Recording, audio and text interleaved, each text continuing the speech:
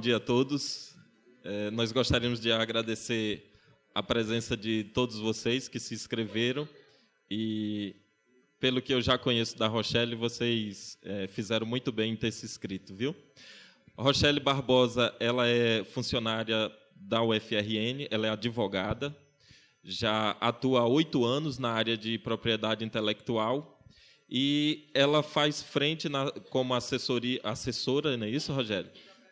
De propriedade intelectual na UFRN e trabalha no antigo NITES. Né? Quem é da UFRN aqui conheceu o antigo NITES, que hoje é a Agência de Inovação.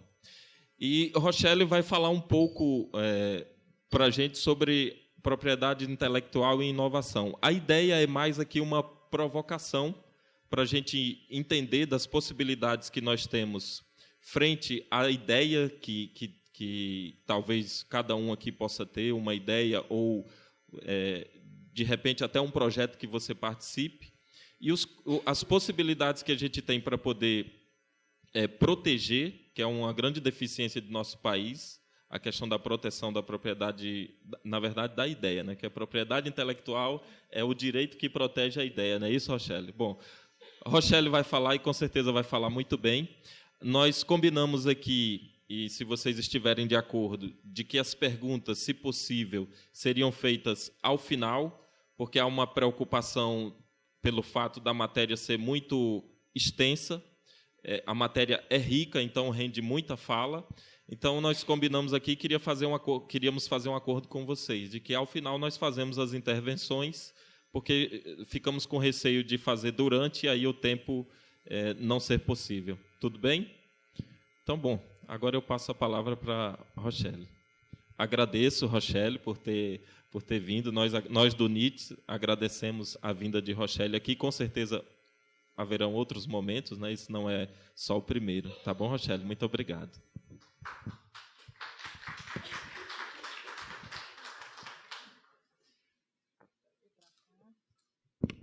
Bom dia a todos. Agradecer pelo convite. Aguinaldo, Nicolas, professor Ricardo. Para mim, falar de propriedade intelectual é um momento de grande satisfação. Como Aguinaldo falou, eu já atuo nessa área há 8 anos. Estou há 4 aqui no antigo Núcleo de Inovação Tecnológica, que agora é a Agência de Inovação. Ficamos lá na reitoria. Vou, inclusive, falar um pouquinho da agência para vocês ao final. E é muito importante falar de propriedade intelectual por alguns motivos. Eu sempre digo que propriedade intelectual ela é sinônimo de inovação, é sinônimo de desenvolvimento econômico, é sinônimo de empreendedorismo.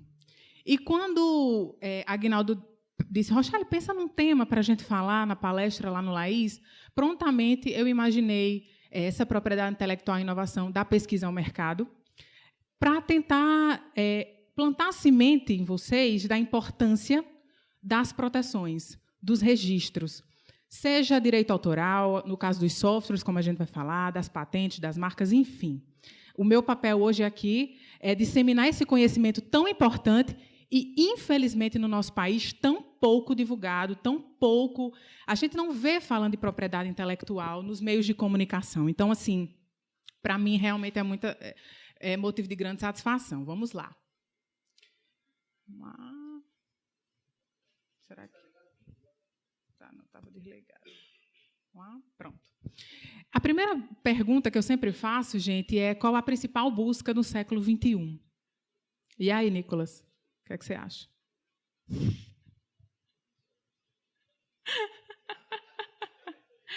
Vamos lá, conhecimento, gente.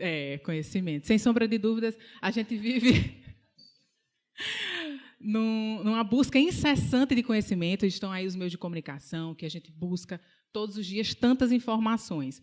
E eu vou além. Além do conhecimento, a gente vive no século pela busca de ativos intangíveis.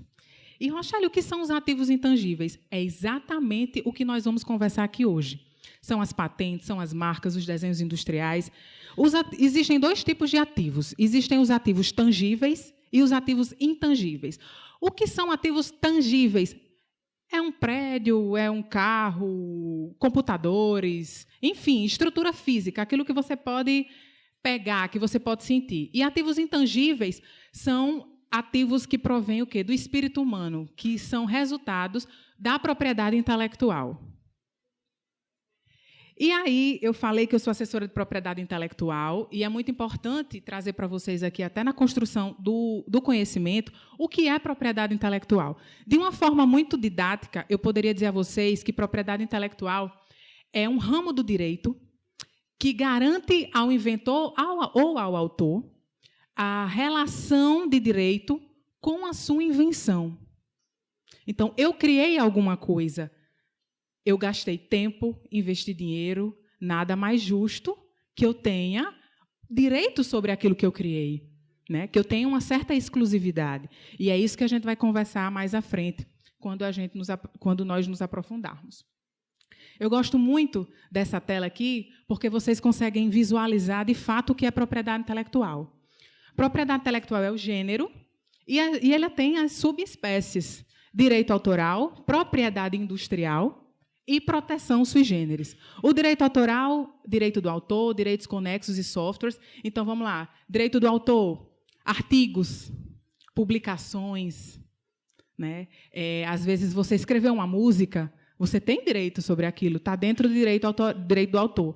Os direitos conexos são aquelas apresentações de um cantor, a atuação de um ator. Ele tem direito sobre aquela apresentação. Por mais que ele não esteja cantando uma música dele num show, mas ele tem direito autoral conexo daquela performance dele.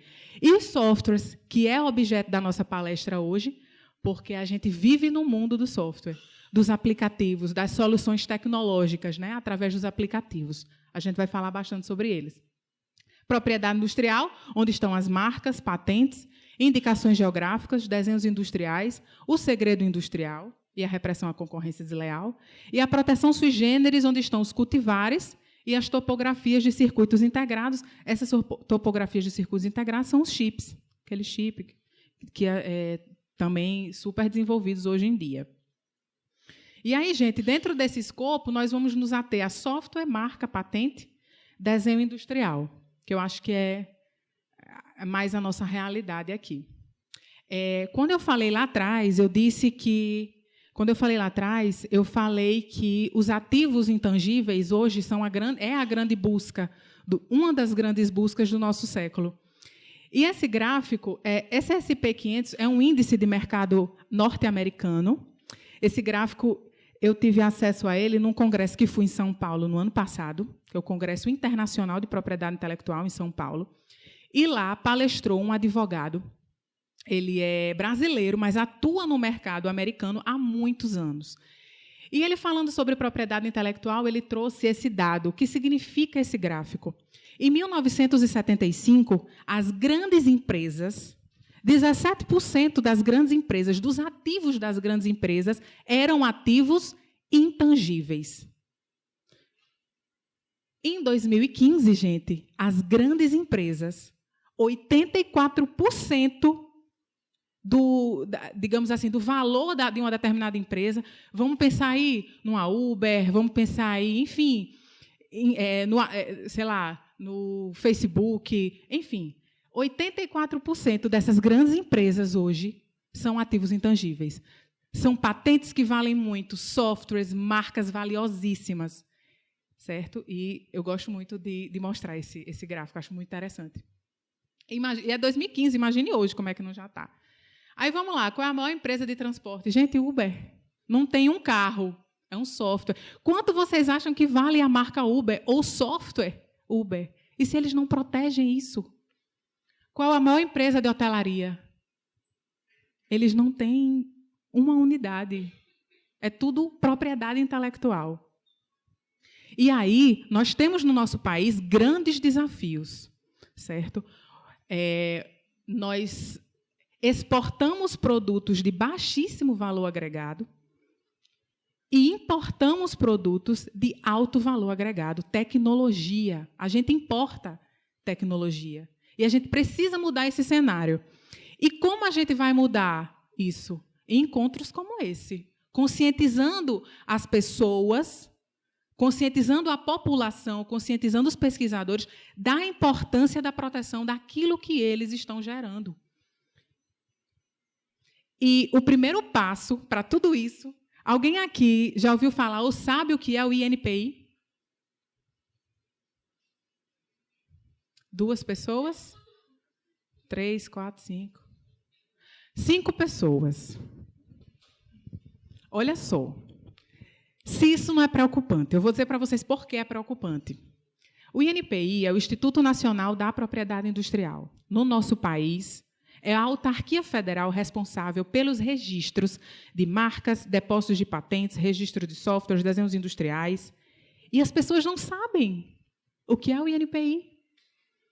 Você concorda que se você não sabe como proteger, ou pelo menos um site para procurar, por exemplo, a chance que a sua invenção, a sua criação se perca no meio do caminho é muito grande.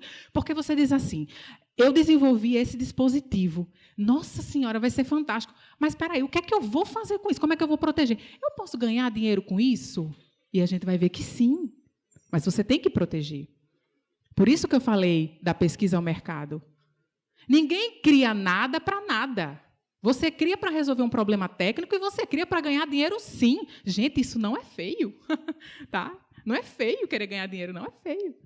Então, assim, o INPI é esse órgão onde a gente faz esses registros e as pessoas não sabem. Eu só ouvi falar no INPI pouquíssimas vezes. Eu só vi, deixa eu ver, umas 2 vezes. Eu vi naquele Pequenas Empresas, Grandes Negócios e naquele Jornal da Globo.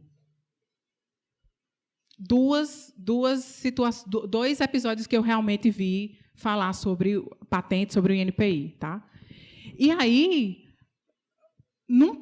nunca mais eu vi. E quando eles falam sobre o INPI ou sobre patentes e marcas, ainda muitas vezes são informações erradas, como eu já me deparei com informações erradas nesse sentido. Quem tem o conhecimento técnico sabe. E aí, vamos lá.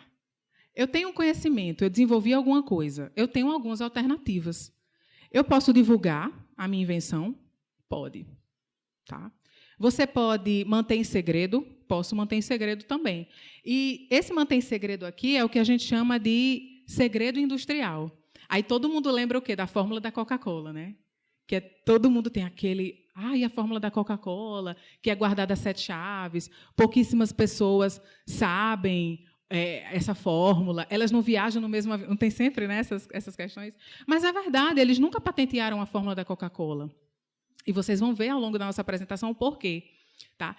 Manter em segredo é preocupante porque, com a engenharia reversa, hoje em dia, se alguém desenvolve, se alguém consegue chegar no seu resultado, se você não protegeu, ela vai poder fabricar e explorar economicamente aquilo ali. Divulgar, a partir do momento que você divulga, e aí a gente vai ver mais à frente a questão de período de graça, se você divulga sem proteger, outra pessoa pode pegar a tua invenção, fazer um pequeno melhoramento e proteger. E você vai ficar a ver navios. Então, qual é a situação ideal? Protege e divulga depois. Desenvolver um dispositivo, desenvolver um produto ou um processo, protege. E depois você pode falar para todo mundo, você pode ir para congressos, você pode publicar artigos. Tá? E é importante ressaltar também nessa questão, Aguinaldo, até que você me pediu para falar, foi sobre...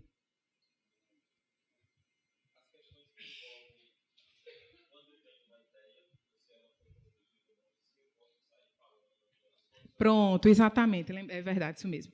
Então, muitas vezes, a gente fica... Quando a gente inventa alguma coisa, é como se fosse um filho. Sério. É como se fosse um filho. A gente fica tão orgulhoso porque desenvolveu algo inovador, alguma coisa nova, e você quer sair dizendo para todo mundo. Às vezes, você vai atrás de empresas para poder tentar licenciar. Enfim, tem que ter muito cuidado com essas informações que vocês estão falando. Precisa ter, no mínimo, um termo de sigilo e confidencialidade quando você vai abrir essas informações. Porque se aquela empresa que você está ali oferecendo aquele determinado produto, ela pode fazer um melhoramento e ela pode depois proteger e você vai ficar a ver navios. Então, é sempre bom se resguardar. Tá bom? E um exemplo bem que a gente sempre gosta de trazer, que eu sempre gosto de trazer nas minhas apresentações, é a questão do captopril. Um pesquisador brasileiro descobriu no veneno da jararaca uma substância capaz de controlar a hipertensão. Aí publicou um artigo. publicou, né? Porque a gente aqui tem esse grande incentivo de publicação. E uma empresa norte-americana, farmacêutica, viu essa publicação, interessante esses resultados, aprimorou, produziu o medicamento, captopril, e o Brasil e o mundo inteiro pagam royalties pelo medicamento. É disso que eu estou falando. A importância realmente da proteção para depois vocês divulgarem, para evitar problemas como esse. Tá certo? A gente falou a questão da propriedade intelectual, o que é que envolve direito do autor, propriedade industrial, proteção sui generis. Nos direitos autorais, eu vou só pincelar, só para que vocês saibam, mas nós vamos nos ater a programa de computador. O direito autoral, como músicas, livros, a parte toda científica, né, publicações, 70 anos, o autor ele tem o direito sobre a sua obra 70 anos após a sua morte, a contar de 1º de janeiro do ano subsequente do falecimento do autor. Certo? 70 anos. Os direitos conexos, 70 anos após a primeira exibição pública, e vamos falar aqui sobre programa de computador, porque está dentro de direito autoral. É muito importante trazer esse conhecimento para vocês, as pessoas elas não sabem, mas direitos autorais, existem 2 tipos de direitos que estão atrelados àquele ativo, digamos assim. Existem os direitos autorais patrimoniais e os direitos autorais morais. Então, digamos que você escreveu um livro, você tem direito autoral patrimonial, você tem direito autoral moral. Mas você quer vender aquela sua obra para que uma editora possa explorar.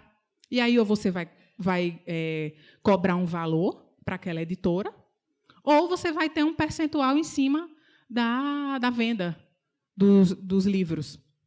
Tá? Então, assim, esse direito patrimonial, você dispõe desse direito patrimonial, você pode passar para outra pessoa, você pode passar para uma editora. Eu compus uma música, eu posso vender a minha música para um artista, e ele vai ser o dono daquela música e vai fazer tudo que ele quiser ganhar dinheiro com ela. Eu não vou ganhar mais nada, só um valor que foi ali estipulado. Mas os direitos morais, gente, acompanham o autor para sempre. Sempre, ninguém tira de você o seu direito autoral moral. Ninguém. Ele acompanha, é a sua relação direta com a obra. E isso você não dispõe disso, você não pode passar para terceiros os direitos morais, só os patrimoniais. Tá certo? E aí vamos aqui falar dos programas de computador. Né? O titular pode ser pessoa física, pode ser pessoa jurídica. Então, se você desenvolver um software, o dono desse software pode ser uma pessoa física? Pode. Pode ser sua empresa no futuro que você desenvolveu? Pode também. O autor que não pode ser pessoa jurídica, porque pessoa jurídica não cria nada. Quem cria é uma pessoa física. Certo? Quando a gente registra um software, a gente protege o quê? A gente protege o código-fonte. Por que software está dentro de direito autoral? Porque eles enxergam software como se fosse um livro. O código-fonte, se você vai ver o código-fonte de um programa de computador, ele é como se fosse um livro. Ele é escrito. Existe ali todo o código daquele software. E é por isso que ele se enquadra em direito autoral. Tá? Aí muita gente chega lá na agência e diz assim, Rochelle, eu estou querendo patentear o meu software. Não, você não quer patentear seu software, você quer registrar o seu software. Patente é outra coisa que a gente vai ver mais à frente. Certo? Quando é que um software ele pode ser patenteado? Quando ele está embarcado, que é o termo técnico que a gente usa, dentro de um hardware. Então, digamos que você desenvolveu um dispositivo e ele só funciona com aquele determinado software. Então, ele pode embarcar naquele software, naquele hardware, e aí você vai, na sua patente, discorrer sobre, digamos assim, mais ou menos, o algoritmo, né, a lógica daquele software dentro daquele hardware. É mais ou menos isso. A duração são 50 anos. Acho que você não falou que era 70? Para os demais direitos, direito ao autor e direitos conexos, são 70, mas software são 50 anos. Tá? Que é um prazo, né? Porque com muito menos isso aí se torna obsoleto. Aqui é só para vocês saberem, lá a gente registra, o INPI é o único direito autoral que o INPI registra é software. A parte, Rochelle, eu compus uma música, eu escrevi um texto, eu quero registrar, não é no INPI, é na Biblioteca Nacional, é um outro órgão, então, assim, não é no INPI, só software que é lá. E a gente geralmente faz o quê? Hoje, todos os processos do INPI são eletrônicos, super fáceis de serem feitos. E a gente registra através de um resumo hash, que é como se fosse uma sequência numérica, que é como se fosse a digital daquele código-fonte.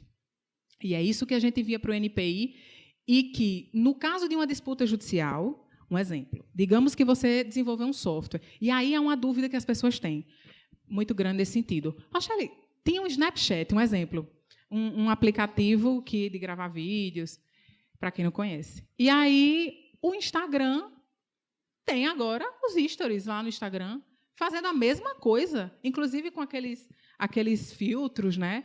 Como é isso? Pode? Eles não estão burlando os direitos do Snapchat, do outro aplicativo? Não, gente. Por quê? Com certeza, o programador do Instagram, ele fez aquela funcionalidade escrevendo de uma outra forma, com um outro código-fonte. Veja aí os aplicativos de transporte, Uber, 99, enfim, tantos aplicativos que têm a mesma funcionalidade, a mesma função, mas eles são escritos de formas diferentes, certo? As pessoas sempre perguntam, é caro registrar software? Eu até trouxe aqui R$ 185 para registrar um software no INPI. Paga essa taxa. E hoje está super rápido. Com, acho que menos de um mês, o software já é liberado o certificado de registro do software.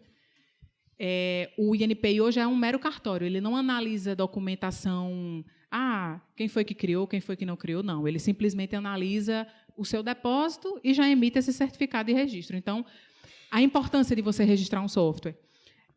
Direito autoral, você não tem a obrigação de registrar. É diferente de patente e marca, que se você não registra, não é seu. Se você não registra patente, marca, desenho industrial, você está completamente desprotegido. Direito autoral não é assim. A partir do momento que você cria, e tecnicamente a gente chama de fixa em algum tipo de suporte, seja você cantou a música ou você guardou aquela música no seu e-mail, por exemplo, aquilo ali já é uma prova para você. E software é direito autoral. Rochelle, então por que eu vou me preocupar em registrar o software? Porque você vai ter um documento. Numa disputa judicial, você tem um título, gente, emitido pelo INPI com data e hora do depósito. Então, é uma prova a mais para você ter ali nos autos. E eu já participei de audiências nesses sentidos, de direito autoral, e, assim, infelizmente, os próprios juízes eles desconhecem da matéria, porque é um conhecimento muito específico. E a primeira coisa que eles perguntam em audiência é: os certificados estão nos autos?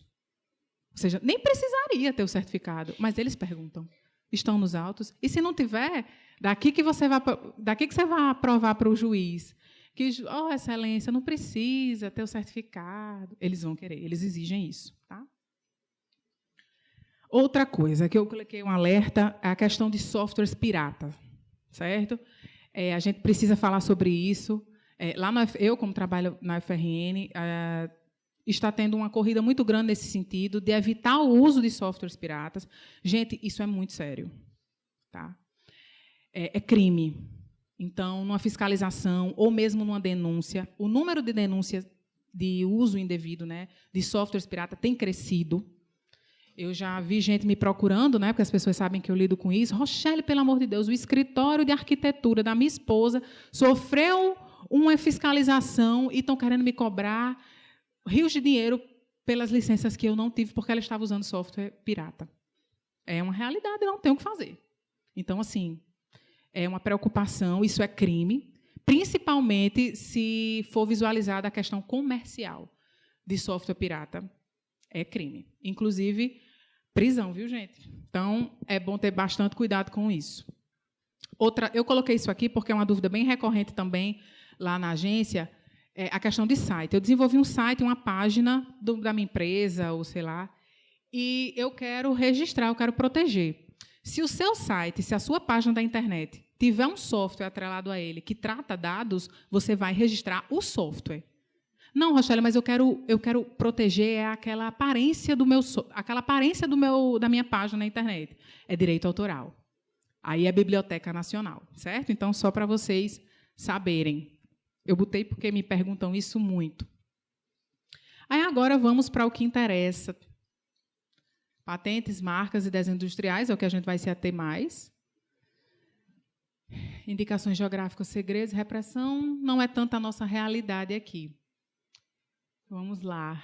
Por que patentear? Gente, o que é uma patente? Patente nada mais é do que um título, um direito que o Estado lhe dá por você ter desenvolvido algo. Como a gente conversou lá atrás, nada mais justo você investiu tempo, investiu dinheiro, e você desenvolveu algo inovador. E você precisa proteger isso. O Estado tem que lhe dar essa proteção. Poxa, você criou alguma coisa. Nada mais justo do que você poder ter exclusividade, tanto na comercialização quanto no uso daquele produto.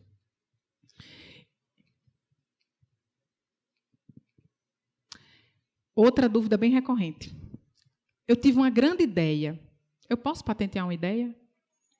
Não, gente. No Brasil, você não pode patentear ideias. Você pode patentear invenções.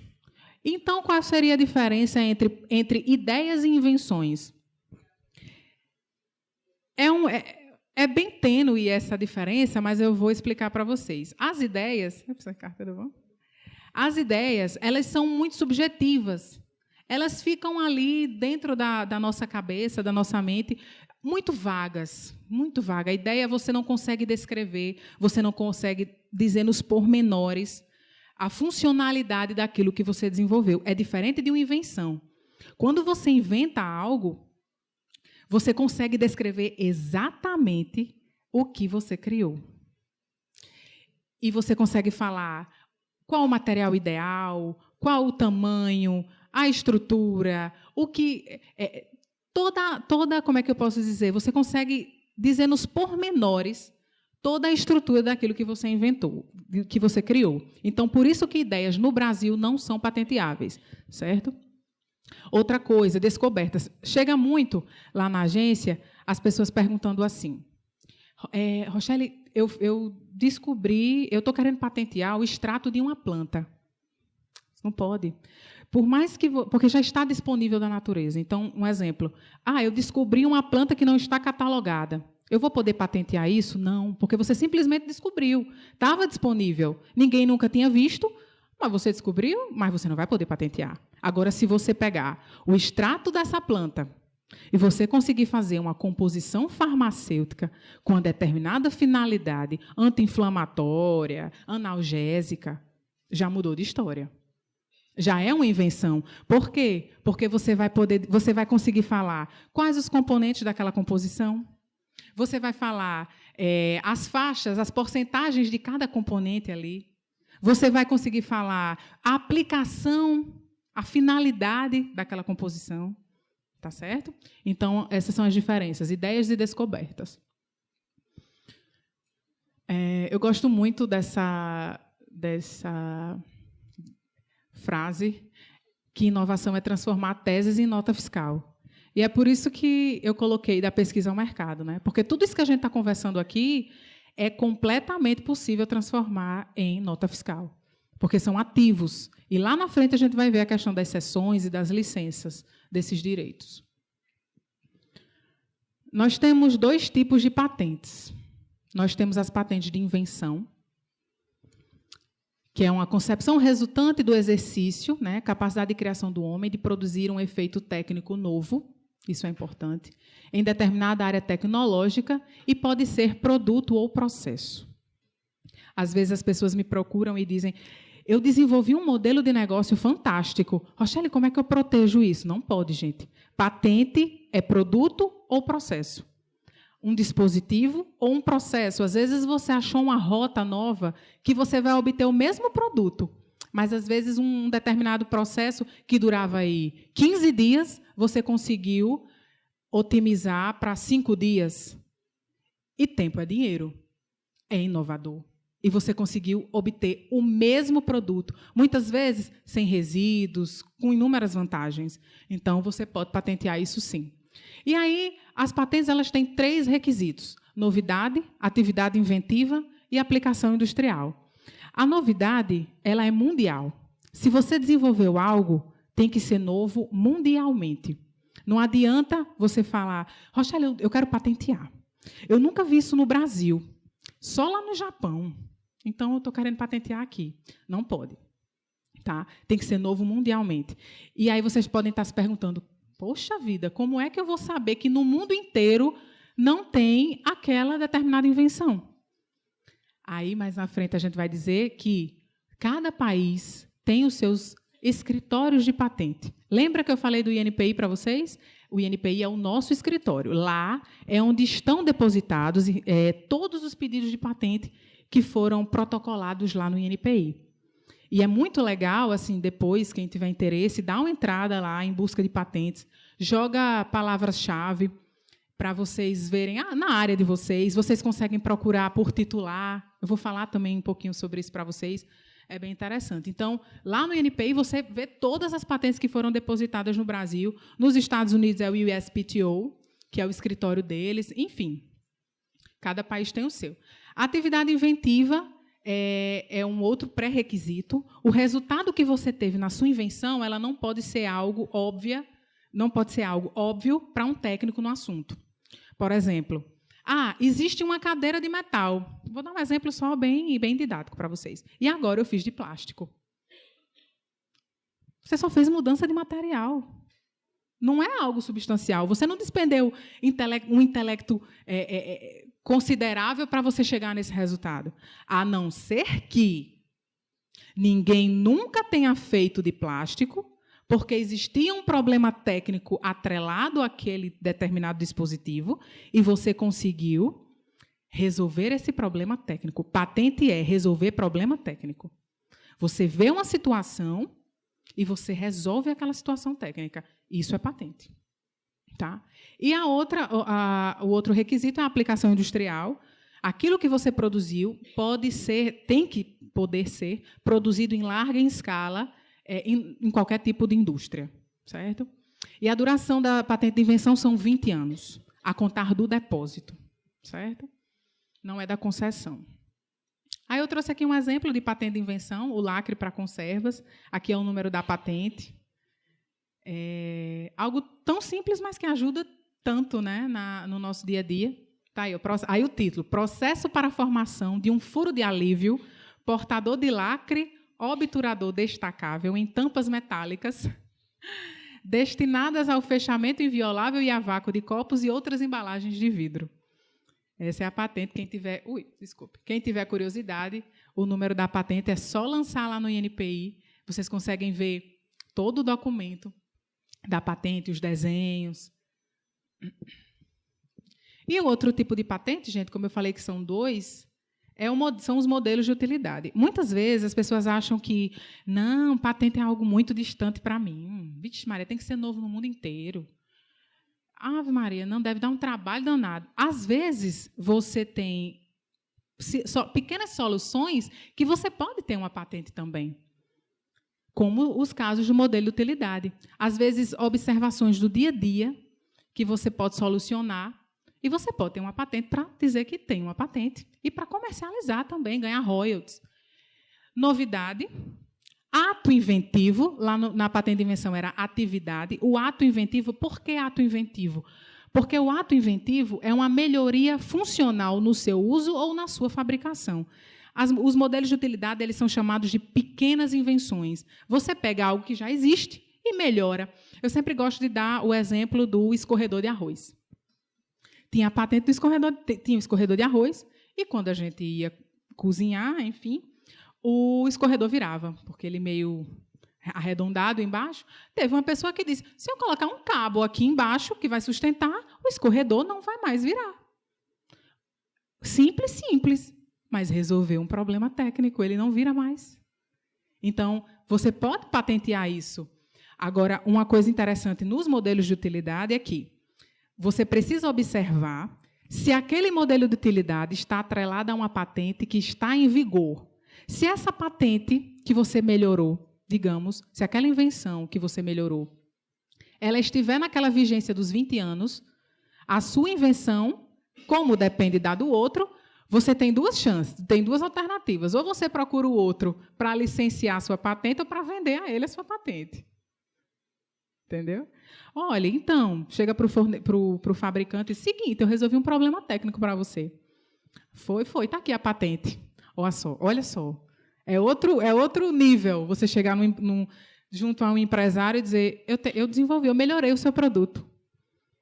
Melhorei, e eu tenho uma patente disso.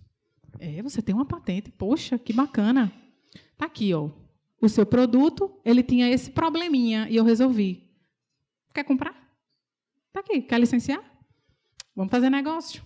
Você está entendendo? Então, é isso que as pessoas precisam saber. E a aplicação industrial, da mesma forma. É importante observar que os modelos de utilidade eles só podem ser de produtos, diferente de patente de invenção, que é produto e processo. Tá? E a duração deles só são 15 anos, diferente da PI, que são 20 anos. Ok? Olha aqui, eu trouxe alguns exemplos de modelo de utilidade para vocês sentirem o canudo, a curvatura do canudo. É uma patente, modelo de utilidade, gente. Alguém disse, e se eu colocasse uma estrutura que eu pudesse dobrar esse canudo? Ia ficar muito mais confortável para tomar as bebidas? Ou então, vou deixar esse lápis... O lápis rola quando eu coloco em cima da mesa. E se eu deixar ele meio que sextavado aqui, ele não vai mais rolar. Eu resolvi um problema técnico, ele não vai mais cair, não vai mais quebrar a ponta. Entendeu? Isso é modelo de utilidade. Algumas coisas que não são consideradas invenções. Programas de computador, a gente conversou que é direito autoral. Isso aqui é bem interessante. Técnicas e métodos operatórios ou cirúrgicos. Já chegou lá na agência alguns profissionais querendo saber, Rochelle, eu desenvolvi uma técnica inovadora. Eu posso patentear isso? Não. Você não pode patentear técnica e nem método. Tá certo? Cirúrgicos, né? Operatórios ou cirúrgicos. Vamos ver mais aqui. Obras literárias e regras de jogo, direito autoral, não é propriedade industrial. Enfim. Alguns exemplos patenteáveis na biotecnologia. Óbvio, processo de fabricação de medicamentos, vacinas, tudo isso é objeto de patente. Tá? Alguns exemplos, né, que a gente colocou aqui. Métodos de diagnósticos in vitro, modificação genética, enfim. Aí vamos lá, eu gosto bastante de falar sobre isso. Lá atrás, quando eu estava falando dos requisitos da novidade das patentes, eu falei sobre os escritórios, sobre as bases de patentes. Isso aqui, gente, é muito legal, é muito importante que vocês saibam. Ali a gente tem a WIPO, que é digamos assim, a Organização Mundial, né, da Propriedade Intelectual. Ela é quem dita as regras para os escritórios do mundo inteiro. Né? Tem muitos cursos, isso é interessante, de difundir aqui com vocês. A WIPO ela tem vários cursos e são todos à distância.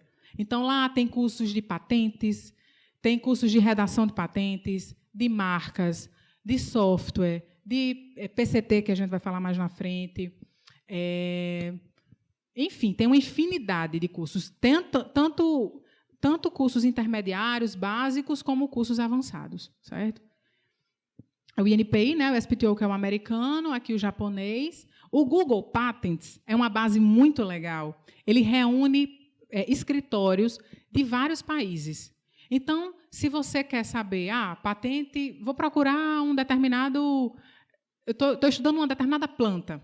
Você pega o nome científico da planta, coloca aí, e você vai ver uma infinidade de documentos e de pesquisas, né, que já se tornaram patentes nessa base. Outra que não está aqui, que acabou não estando aí, é a SpaceNet. Tem mais de 100 países. Tem mais de 100 bancos de patentes de países aí. Tem muitas coisas, muito material. Deixa eu falar, eu quero falar primeiro... Tá, eu vou falar primeiro sobre isso, depois eu falo daquele outro. Aqui no nosso encontro, esse é um tema que eu gostaria que vocês realmente prestassem bastante atenção, porque é de uma relevância, principalmente porque nós temos aqui pesquisadores, nós temos aqui alunos, e isso faz toda a diferença. Quando a gente vai buscar patentes, eu coloquei aqui parâmetros obtidos a partir da busca de anterioridade de patentes. Gente, através de busca de patentes, a gente consegue fazer estudo de mercado. O que é isso, Rochelle? O que as grandes empresas estão produzindo? Não pensem que é o contrário. Veja, vamos pensar em duas grandes marcas, Samsung e Apple. Eles estão a todo instante depositando dezenas, centenas, milhares de patentes. E cada um está de olho na patente que o outro está depositando. A busca de patentes... São empresas, grandes empresas, que têm profissionais qualificados, especialistas nisso, óbvio, para fazer esse estudo. Espera aí, eita, olha, a Apple patenteou isso. Espera aí, a gente tem que ir além, a gente tem que avançar. Eu estou falando Samsung e Apple, mas a gente pode trazer para a nossa realidade também. Então, digamos, você está num curso de graduação, eu gosto de dar a farmácia. Você está na farmácia, e aí você acha uma determinada empresa de cosméticos super interessante, você é fã daquela empresa, e aí vocês apliquem as áreas de vocês. E você está na sua graduação e diz, caramba, eu queria muito chegar perto dessa empresa, fazer algum negócio com ela. Como é que eu poderia fazer isso? Você pode procurar, lá no INPI, por exemplo, ou nos outros escritórios, você pode buscar patentes pelo titular. Então, você sabe que... eu quero a Natura, um exemplo. Você busca a Natura, você vai ver todas as patentes que a Natura está depositando. E aí, você vai fazer a sua pesquisa em cima de alguma planta que a Natura está super interessada. E, no final da sua graduação, você vai ter um resultado. Você já vai ter visto o que a Natura fez e as patentes que existem depositadas com aquela planta, e você vai poder desenvolver uma patente de fato, porque você sabe o que você não deve fazer para que não incorra na falta de novidade. Você vai saber exatamente o que é novo. Você vai fazer a sua pesquisa em cima daquilo ali. Ao final do seu trabalho de conclusão de curso, enfim, você vai ter um documento que pode gerar uma patente. Você vai chegar lá naquela empresa que você tanto queria e dizer, olha o que eu tenho. Você se interessa por isso? Só que você sabe que ela se interessa. Você sabe que a linha de pesquisa daquela empresa é exatamente essa. Então, você vai chegar lá e vai dizer, gostou do meu material? E as chances de um licenciamento são imensas. Ou seja, você vai ter um ativo intangível, você vai ter uma patente que você foi o inventor, e você ainda vai poder transferir essa tecnologia através dos licenciamentos. Certo? Então, todo mundo deveria saber sobre busca de patentes, porque é muito bacana, abrem muitas portas, sem sombra de dúvidas. Prospecção tecnológica, estratégia competitiva, como eu falei, Samsung e Apple, essa busca de tecnologia, o que é que um está produzindo, o que é que o outro está... Tudo através de busca de anterioridade de patentes. Aí aqui eu trouxe só para que vocês saibam, assim como artigos, a patente ela tem uma estrutura, né? Ela tem uma estrutura, que é relatório descritivo, reivindicações, desenhos, se for o caso, sequências biológicas, também se for o caso, e resumo. As obrigatórias aí são relatório descritivo, reivindicações e resumo. Às vezes você não precisa colocar desenho na sua patente, porque às vezes pode ser um processo. Pode ser um processo. O máximo que você pode colocar lá é um fluxograma, mas às vezes não há necessidade. Agora, quando você desenvolve um dispositivo, aí você precisa, porque quando o examinador do INPI ele vai ler a sua patente, ele lê o seu relatório descritivo, e o relatório descritivo é o quê, Rochelle? É onde você descreve toda a sua invenção. É onde você expõe toda a tecnologia que você gerou. E aí, lá na agência, as pessoas chegam aí falam assim, às vezes, tá, mas eu vou colocar nesse meu relatório descritivo tudo. Não vou. Eu vou dar o pulo do gato? Não, eu vou colocar só algumas informações mais simples, eu não vou falar o pulo do gato. Mas, gente, a patente é o pulo do gato. Quando você deposita o pulo do gato, como as pessoas chamam, é exatamente onde você está se protegendo, que você não quer que as pessoas copiem, que você não quer que as pessoas usem sem a sua autorização. Se você não dá o pulo do gato, você vai estar desprotegido. E se outra pessoa chegar naquele resultado, ela vai patentear e você não vai estar protegido. A patente é o quê? Você revela a sua tecnologia, você abre, expõe a sua tecnologia. E o Estado, como a gente falou, ela lhe garante a exclusividade. E isso é em prol do desenvolvimento tecnológico. Se todo mundo optasse por segredo industrial, as coisas não avançariam. Porque ficaria tudo muito amarrado. Então, assim, Você abre essa tecnologia. E outras pessoas podem... Oi? Sim, eu esqueci de falar de outra coisa que é importante. Muito obrigada. Então, é isso. As reivindicações é o coração da patente. O relatório descritivo é a alma e o coração são as reivindicações. Reivindicações é onde você protege exatamente o que você quer que seja seu, que tenha a sua exclusividade. Tá? Deixa eu só voltar aqui uma coisa que eu passei. O estado da técnica.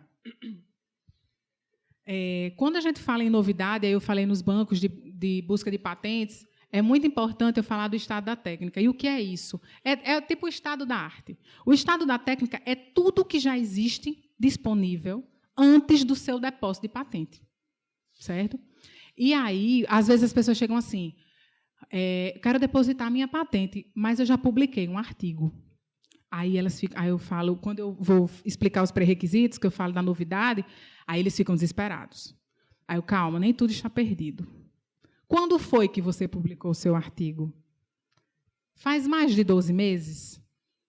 Se fizer mais de 12 meses, aí, infelizmente, né, professor Hélio, caiu em domínio público e aí realmente não tem mais o que ser feito. Mas se tiver dentro desse prazo de 12 meses, nem tudo está perdido, a gente pode depositar essa patente.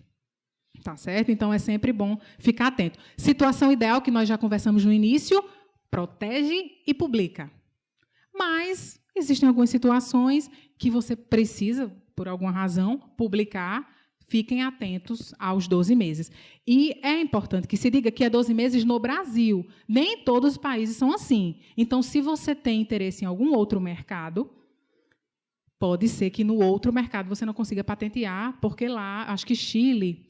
Se eu não me engano, no Chile são 10 meses. Então, assim, eu tenho interesse no Chile, faz já 11 meses que eu depositei. Aí já você não vai ter, porque eu publiquei. Aí no Chile você não vai poder proteger. E a abrangência da patente é territorial, é nacional. Então, se eu deposito no Brasil, eu estou protegida no Brasil. Eu não vou impedir que alguém dos Estados Unidos, por exemplo, faça, explore e ganhe dinheiro com aquilo.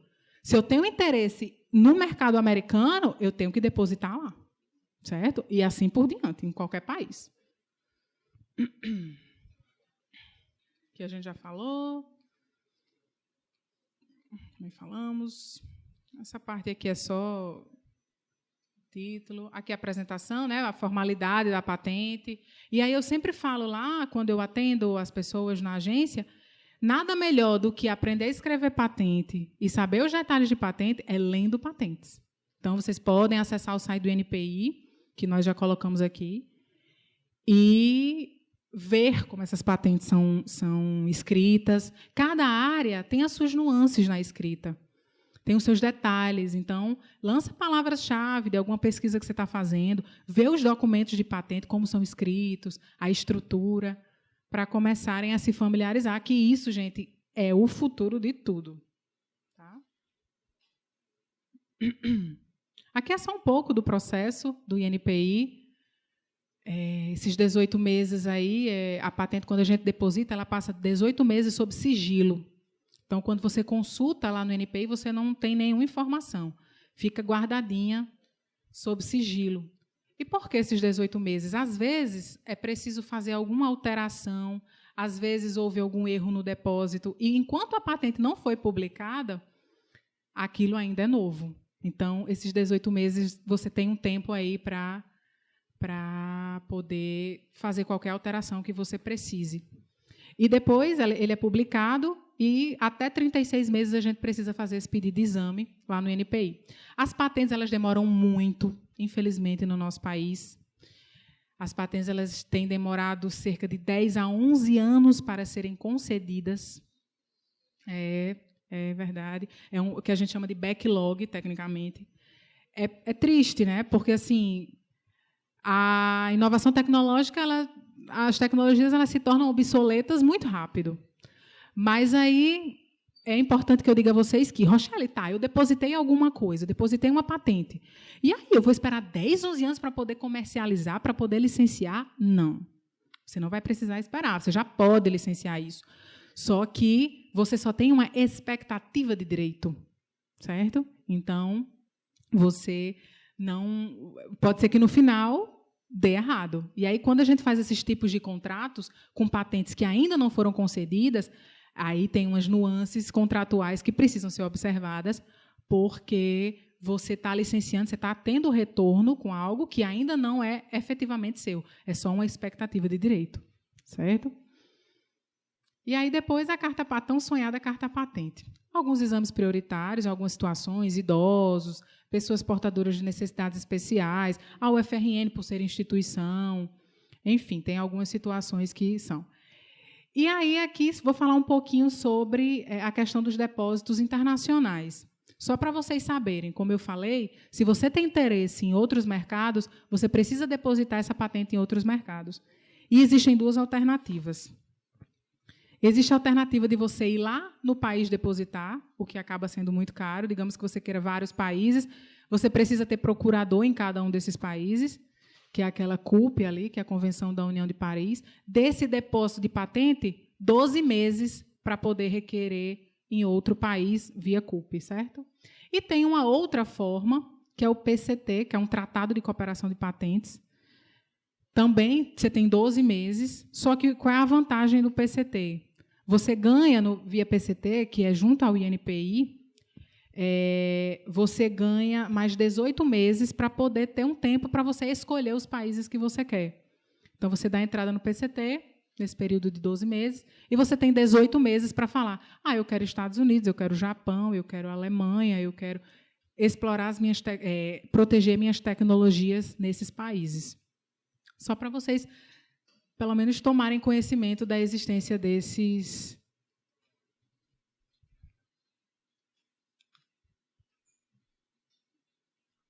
Vamos lá. Aí, aqui, eu trago para vocês, bem interessante, os 3 maiores depositantes de patentes. Isso aí foi o INPI que divulgou. China, Estados Unidos e Japão. Tá? Esse amarelinho, gente, como tem ali na legenda, são os não residentes. O que significa isso? Eu não falei que, se eu tenho interesse em um determinado mercado, eu tenho que ir lá depositar a minha patente? Pronto, então. Na China, a China depositou, em 2017, mais de 1 milhão de patentes. Desses pedidos de patente, 10% são de estrangeiros, pessoas que não são, né, residentes, e que têm interesse no mercado chinês. Aí, aqui tem os Estados Unidos, que depositaram 607 mil patentes. Olha só o interesse pelo mercado americano. 52% de pessoas interessadas em proteger suas invenções nos Estados Unidos pelo potencial do mercado. Então, patente também é parâmetro de muita coisa, tá? De economia, enfim. E aqui a realidade do Brasil. Nós estamos em 11º lugar nos depositantes. Aí, daqui, a gente tira algumas conclusões. Você veja que, dos 26 mil, 78% é de estrangeiro interessado no nosso mercado. O que é que a gente conclui daqui? Somos um país pouquíssimo inovador. Somos um país que não disseminamos e não difundimos a importância das patentes, que não protegemos os nossos ativos. Entendeu? A gente precisa mudar esse cenário, certo? Aqui eu trouxe, eu sei que tem muitos pesquisadores do LAIS, né, esse radar tecnológico, o INPI, ele libera anualmente, ele escolhe algumas áreas de patentes e faz um estudo para liberar relatórios. Aí, em 2012, ele liberou esse radar tecnológico para patentes assistivas, patentes que são associadas a pessoas que têm deficiência visual. O Brasil entra, ou aqui ainda, eram uns 11 países. O Brasil ainda consegue aparecer, os Estados Unidos liderando, né? Aí aqui é a parte de deficiências físicas, motoras, a China. O Brasil também ainda entrou aqui. E depois nós temos patentes relacionadas a tecnologias relacionadas à deficiência auditiva. Aí o Brasil aqui não entra. Enfim. E eu trouxe o caso da 3M, porque a 3M é uma empresa no Brasil, não estou fazendo propaganda, tá, gente? Mas é porque é bonito de se ver quando empresas e quando pessoas investem em propriedade intelectual. Olha só os números da 3M. Possuem mais de 36 mil patentes, depositam mais de 500 patentes por ano, investem do faturamento anual 7%. Olha só. 30% das vendas são produtos com menos de 4 anos de mercado. São 70 mil funcionários, sendo 7 mil cientistas. É uma empresa que se importa, que realmente quer inovar, né? Então, é disso tudo que a gente está falando aqui. Imagina o faturamento com essas tecnologias. Exatamente. Foi o que eu até falei no início. Propriedade intelectual ela é sinônimo de empreendedorismo, desenvolvimento econômico e inovação. É isso. E tão pouco falado no nosso país, infelizmente. Aqui só para pincelar com vocês as marcas. Por que eu estou falando das marcas? Porque as marcas hoje, e sempre, né? Mas hoje mais do que nunca, tem marcas valendo milhões. Tem as marcas dos laboratórios, a gente protege as marcas dos laboratórios. As próprias tecnologias que são desenvolvidas na UFRN, se aquele determinado dispositivo tem um nome comercial, é importante que a gente registre a marca do produto, certo? Então, os laboratórios, enfim. Dentro da UFRN, a gente tem tido um trabalho grande para registrar as nossas principais marcas. Porque, se a gente não registra, outra pessoa que registrar pode impedir o nosso uso, o que é um problemão. Problemão. E marca vincula qualidade, protege o consumidor. E são 10 anos e você pode ficar prorrogando indefinidamente.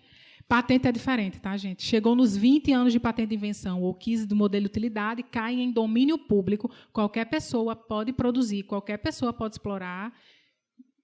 Marca é diferente, você pode ficar renovando. Aqui são os tipos de marca, só para vocês saberem, amanhã vocês querem colocar um negócio, conhecimento nunca é demais. Aqui existem as marcas de produto, serviço, marcas coletivas, certificação, e quanto à forma, elas podem ser figurativas, nominativas, mistas, que é quando tem figura e nome, e tridimensionais. Embalagens são marcas tridimensionais, pode se proteger. Tá bom? E aqui, quanto é que custa? E agora? Né? Um jacarezinho faz toda a diferença. É isso, é a marca. Existem as falsificações das marcas, e eu vou dizer para vocês uma coisa. Isso está crescendo muito. Não são poucas as pessoas que me procuram porque receberam notificações extrajudiciais com uso indevido de marcas. É muito, muito grande. Então, tem que proteger as marcas, laboratórios, dos produtos, dos dispositivos. Se deu um nome comercial, dos softwares, tudo é marca. Se a gente quer comercializar, tem que registrar as marcas. Ok? Aí eu coloquei aqui, as pessoas sempre gostam do ranking das marcas brasileiras, refletem bem o Brasil, né? Banco, cerveja. É isso. E, por fim, aqui só da questão dos ativos, para falar para vocês, o desenho industrial. Então, Aguinaldo, como a gente estava conversando, vocês desenvolveram um determinado dispositivo. E esse dispositivo ele tem um design. Protege esse design. Protege-se o layout daquele ativo que você desenvolveu. Certo? Tem que ser um resultado visual novo e original. Vale por 10 anos e pode prorrogar por mais 3 períodos de 5, totalizando 25 anos. Coloquei aqui umas cadeiras, mas, enfim, desenho industrial é para joias, desenho industrial é para dispositivos que vocês criem, a parte ornamental, enfim. E esse celular aqui eu botei para quê? Eu botei para dizer a vocês que, às vezes, ou sempre, um produto, você tem centenas, dezenas de ativos intangíveis relacionados a ele. Então, vamos lá. Num celular desse, tem milhares de patentes. Milhares. Várias patentes associadas. Tem o ativo das patentes, que podem ter milhares. Tem o ativo do desenho industrial.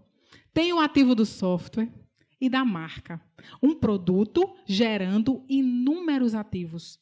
E cada ativo desse é uma coisa independente. São processos que correm independente. Então, amanhã, se você tem um produto e você vai apresentar um portfólio para alguma empresa interessada em licenciamento, quando você apresenta todos os seus ativos intangíveis, suas marcas registradas, suas patentes, seus desenhos industriais, é outro nível. É muito importante fazer isso. Certo? Quanto à transferência de tecnologia, e aí é onde chega a questão do mercado, né? Qualquer tecnologia pode ser transferida. E esse negócio ele pode ser oneroso ou gratuito. Você pode desenvolver uma patente e quero ceder para o professor Hélio. Pega, professor Hélio, para você pode ficar, pode explorar. É sua, gratuito. Professor Hélio, eu tenho uma patente, você tem interesse? Tenho. 5 milhões, oneroso. Posso vender. Existem 2 tipos de transferência, pelo qual essa transferência se dá, cessão e licença. A cessão, a grosso modo, é a venda. Você vende a tecnologia, você ganha os royalties por aquilo, mas você não tem mais nenhum direito sobre aquela tecnologia. Você passou, vendeu o carro, entendeu? Passou tudo para lá. Vendeu sua patente, vendeu sua marca. Você não tem mais nenhum direito sobre ela. Ou você pode licenciar, alugar, a grosso modo. A pessoa vai usar, vai lhe pagar royalties, mas quem é o dono? É você. Então, existem esses 2 tipos de transações. Aí aqui, gente, como eu falei no início, nós somos agora, o setor que eu trabalho. Antigamente, nós éramos o NIT, Núcleo de Inovação Tecnológica, agora nós somos a Agência de Inovação, a AGIR, o FRN. Semana passada, nossa marca foi aprovada nos Conselho Superior. E a gente trabalha com essa parte de propriedade intelectual, auxílio ao pesquisador, a parte de incubação de empresas e na parte de transferência de tecnologia, que é um grande desafio para o FRN ainda, né? Nós temos tantos ativos, muitos ativos, muitas instituições ficam brigando por número de ativos, e como eu estava conversando com o Aguinaldo no início, a grande briga no futuro não é para saber quem tem mais patente, quem tem mais marca, quem tem mais software. É para quem licenciou mais. Isso é parâmetro, porque o licenciamento gera receita. Gera receita para os inventores, gera receita para a instituição. E aí a roda gira. Aqui nós temos os nossos números, são 235 pedidos de patente, temos 18 cartas patente, né? Ou seja, patentes que foram aprovadas, programas de computador 177, que, diga-se de passagem, professor Ricardo, desses 177, 78 são do Raiz. É muita coisa, né? Muita coisa. É muita coisa. Muito legal. É uma produção intensa e tem muito mais, é porque aí são os depositados, né? Temos os em trâmite.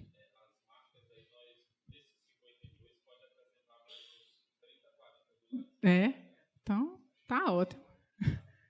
Então, pronto, vai aí, vamos bater o recorde. Que bom, muito bom. Eu fico muito feliz com isso. E essa questão, né, do mercado também, na questão dentro da própria universidade, as parcerias. Então, Pois não? Posso? Agora. Pronto, olha aí. É isso aí. Pronto, muito bom, muito bom. É isso mesmo, tem que divulgar. Isso, são as concedidas. Tem que divulgar mesmo, porque esses dados são extremamente importantes. E é isso que a gente precisa sensibilizar as pessoas, da importância disso. Por isso que a gente está aqui hoje, para conscientizar todo mundo dessa realidade. E aí a gente tem essa interação da universidade com as empresas, a questão dos licenciamentos.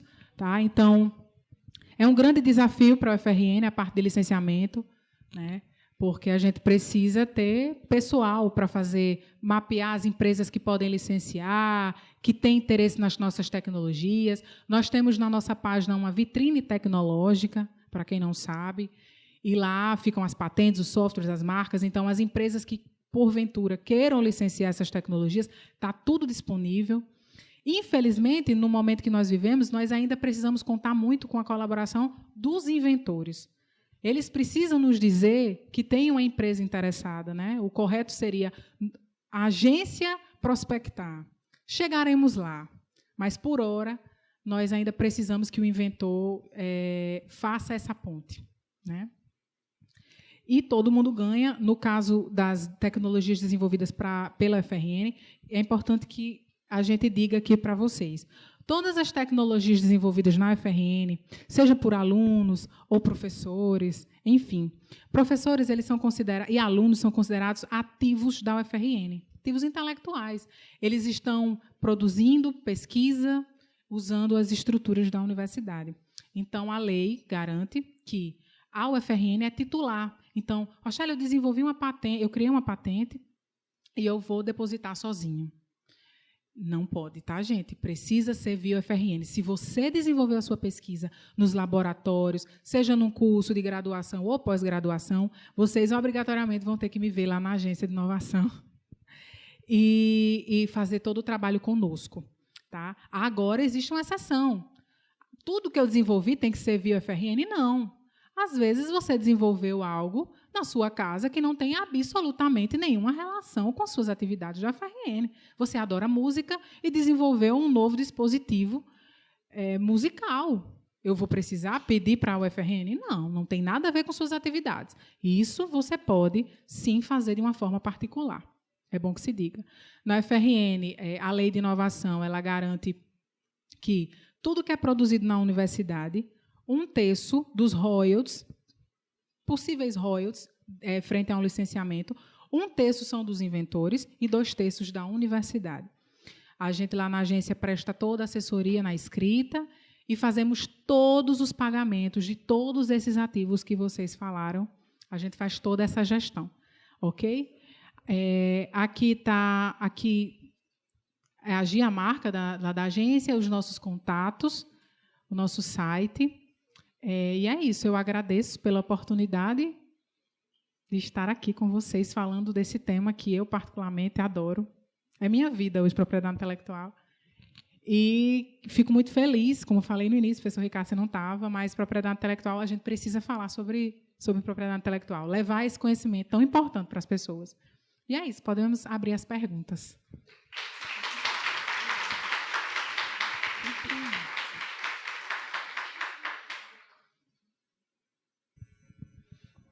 Então, é o que eu falei, vocês não perderam o seu tempo, foi um investimento do tempo de vocês terem vindo aqui ouvir Rochelle.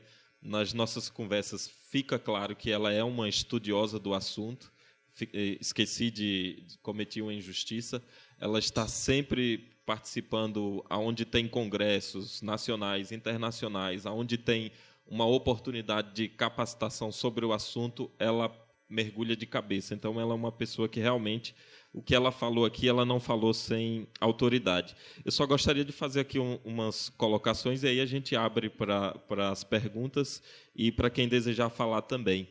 Se você me permitir, Rochelle, você falou de um ponto dos três pilares para que um produto, para que uma ideia possa ser possível a gente fazer o registro de patente, não da ideia, né, mas do processo, da invenção.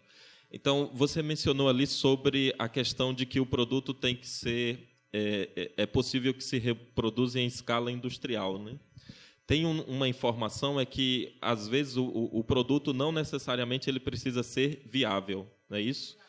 Se for muito cara a produção, ou se for inviável, isso não inibe o registro da patente da invenção.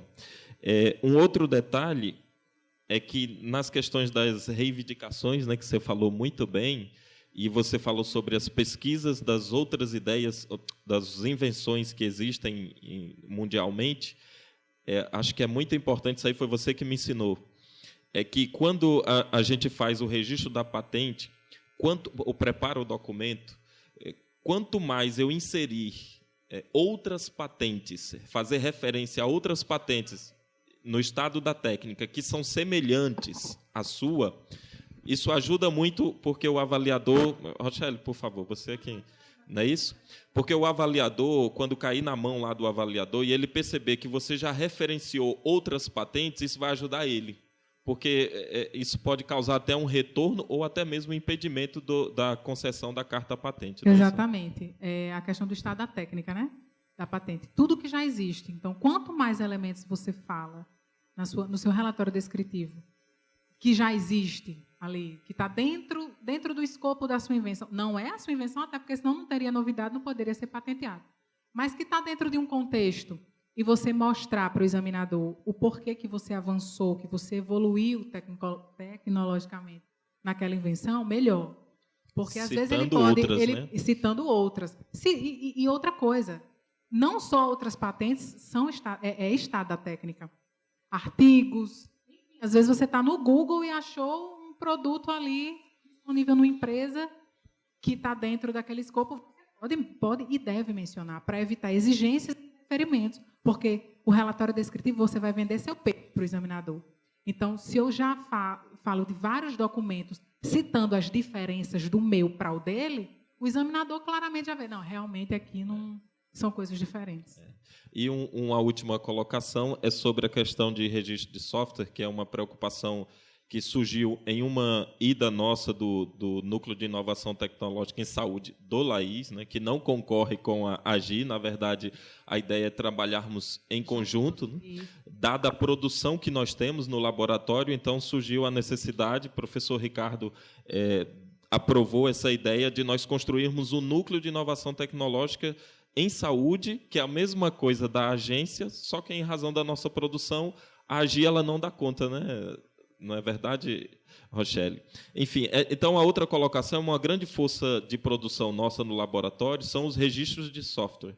E uma preocupação que nós vimos, eu, Nádia e Nicola, quando estivemos lá no CTIT, na UFMG, é sobre a proteção do código, que nós devemos deixar muito claro o que nós estamos protegendo é somente de nossa autoria. Então, por exemplo, se você desenvolveu lá um programa e naquele programa você tem referência a classes ou, sei lá, alguma linha de código que pertence a já tem um outro autor, é importante separar isso, porque lá eles estão sofrendo demanda judicial, porque eles não estão especificando, eles colocam o código de forma geral e no meio do código tinha lá alguma referência de um outro autor. E isso está gerando problema. Então, é uma preocupação que nós vamos ter a partir de agora, mas isso tem orientação do próprio NIDS em todo esse processo. Mas a pergunta que eu queria fazer para você é, hoje, quando no nosso ramo de pesquisa, no ramo acadêmico, quando se fala de uma ideia ser transformada em um produto para se ganhar dinheiro, ainda parece que ainda não é uma coisa... parece que é imoral, é ilegal. Até nome de ladrão, alguns pesquisadores já receberam em função disso. E a gente vê outras instituições no Brasil que já conseguem fazer isso, que um professor ele tem a capacidade de, em uma patente dele, ele abrir uma empresa e ele mesmo comercializar, né? Quais são os desafios que você vê aí no nosso ambiente aqui, no nosso mundo de UFRN, frente a esse problema que nós enfrentamos, que enxergamos que não é um problema porque outras instituições estão fazendo, né? Verdade, Aguinaldo. Nós temos desafios não só institucionais, mas também jurídicos. Não jurídicos de lei, porque a lei permite, mas é o desconhecimento de Ministério Público e de magistrados.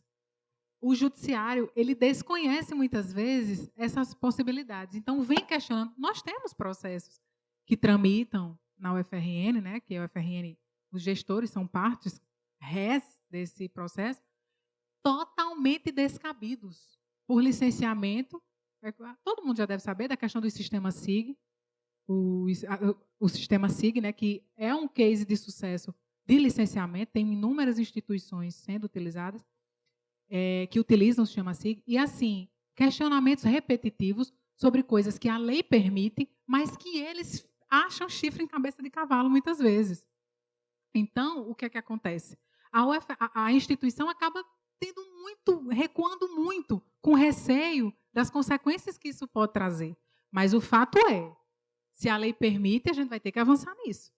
E a gente vai ter que conscientizar essas pessoas, né, de que é permitido, de que não tem crime nisso.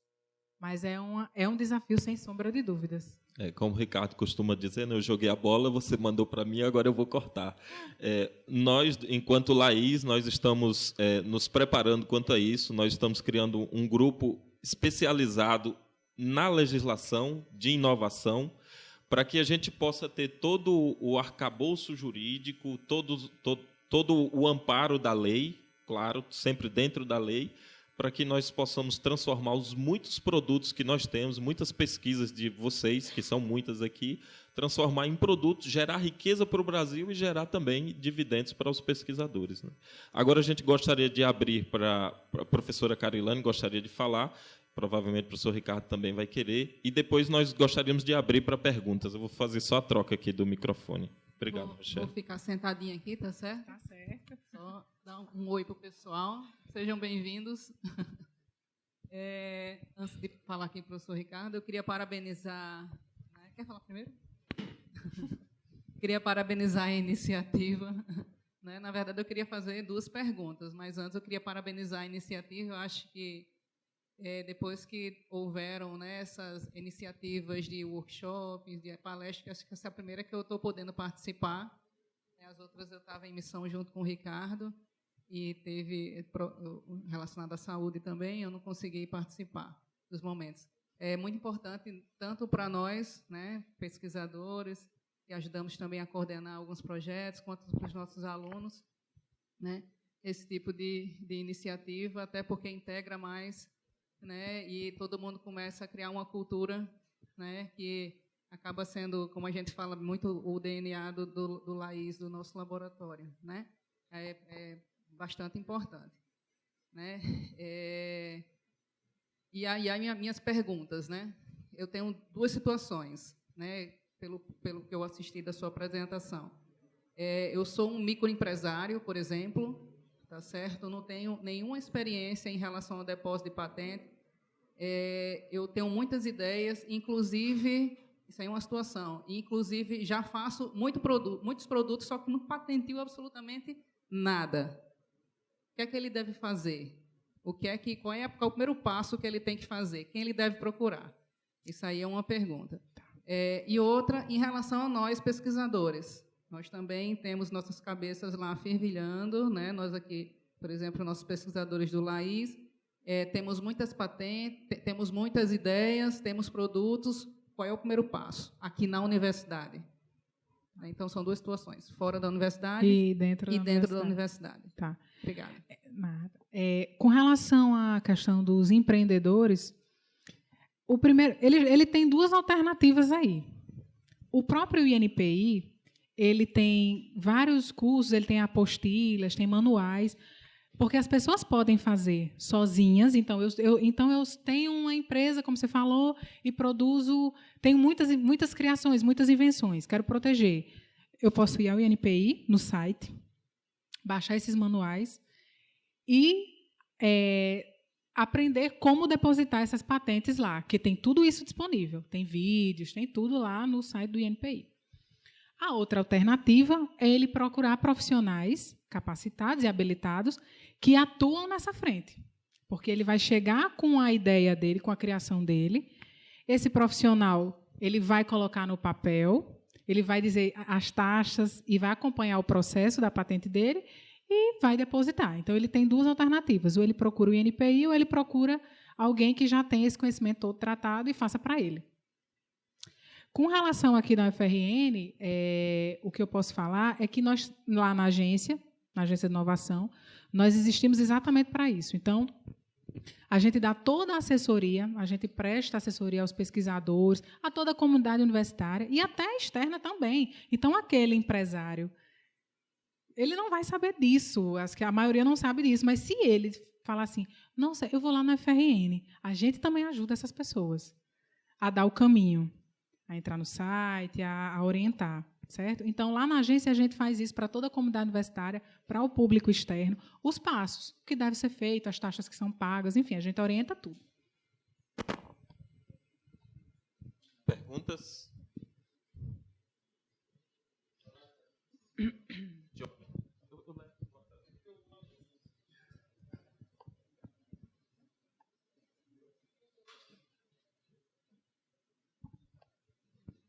Bem, bom dia a todos e a todas.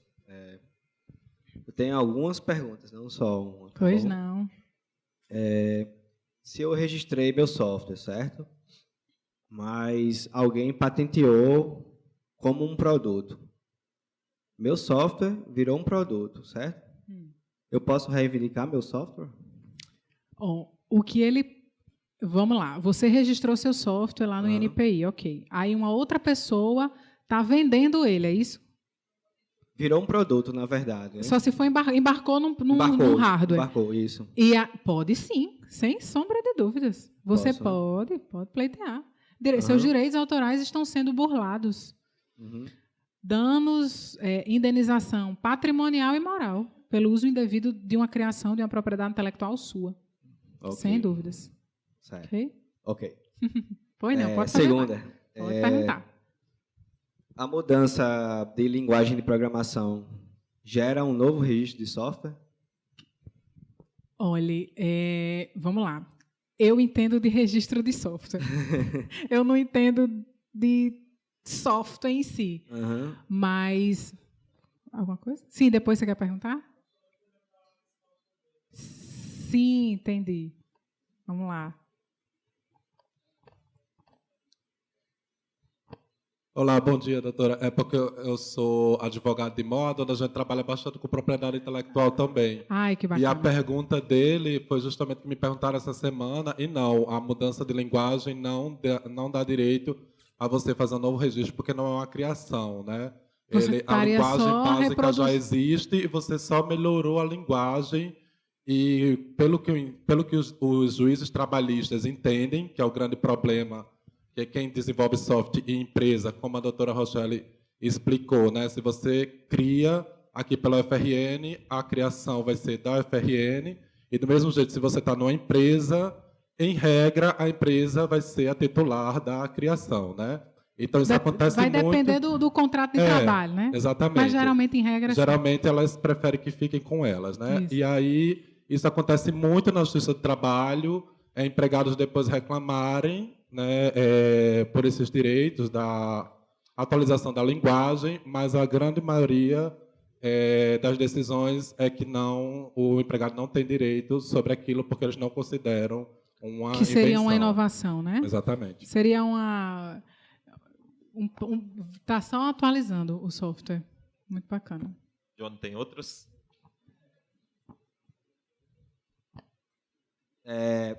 Em relação a... Porque um software, ele tem o front-end, que é a parte visual, e o back-end, né? Que é a parte Isso. de controle. Isso. Só uma dessas partes gera um registro de software. Por exemplo, eu sou muito bom em front-end, em interface gráfica. Eu gero a interface gráfica para rodar um software existente, que já tem não sei. Só uma dessas partes gera um registro? No caso, o que você falou seria o sistema e a parte da apresentação Isso. do sistema. É. Se geram códigos, Uhum. a questão do registro do software é o código-fonte. Se tem um Uhum. código-fonte por trás daquilo ali, sim, você pode registrar. Certo. Ok? Ok. Em relação a esse monitoramento de imitação de propriedade intelectual, Isso. há esse monitoramento pelas agências de depósito Não. de inovação? Então, Não. o autor tem que Exatamente. ficar monitorando isso. Exatamente. Exatamente isso. Não tem como a gente fazer monitorar isso, até porque quando a gente envia o código-fonte para o INPI, aquilo ali fica sigiloso. Uhum. É tanto que agora, com o processo eletrônico, na verdade, a gente não manda mais nem o código-fonte. A gente manda só aquele resumo hash, que tem uns comandos lá e gera aquela digital daquele código-fonte. Mas não tem como. Sim. É só disputa judicial mesmo. E aí vai ser, quando vai para a justiça, o juiz vai nomear um perito para ver a questão das colidências das semelhanças dos códigos-fontes dos softwares. E aí ele vai decidir se realmente houve plágio ou não. Então, o autor ele tem que estar atento, né? Bastante atento Exatamente, sim. ao que acontece. Isso. A última, por exemplo, eu participo de um projeto de pesquisa e eu sei que ali tem um potencial para várias patentes, só que eu não sei quantificar isso. Se vai ser uma patente só, vocês ajudam a fazer sim. essa quantificação? Com certeza. Você vai chegar lá, você vai falar todos os seus resultados e a gente vai falar da melhor forma que você deve proteger o que você criou. Sim, Ok. como escrever a patente, faz toda a correção, faz tudo. Isso. Tá bom, obrigado. Ok, nada. Rochelle, você me permite um comentário, porque Por favor, pergunta de Johnny foi excelente. por favor. A gente precisa saber que nós, do Laís, estamos fazendo um trabalho muito sério em relação a isso, Johnny. Como nós mencionamos, a nossa ideia é tornar que a Agi seja nossa parceira. E nós estamos fazendo um trabalho muito sério e montando todo o arcabouço para fazer esse atendimento aos nossos pesquisadores. Então, a ideia é que, antes de ir para a AGI, vocês vão passar pelo núcleo, a gente já vai fazer todo esse processo, e para vocês saberem do quanto isso é sério, nós temos uma equipe que é composta por Luiz, que atua como o nosso jurídico, Nádia, que é especialista em regulação, eu e Nicolas, que atuamos também no NIT, temos Maurício Capra, que é um pesquisador internacional, né, tem todas as qualificações para isso. Então, nós estamos montando uma equipe para dar justamente toda essa assessoria para vocês, né, para os pesquisadores do Laís e do hospital aqui também. Tá certo? Próxima pergunta, quem levantou a mão aqui?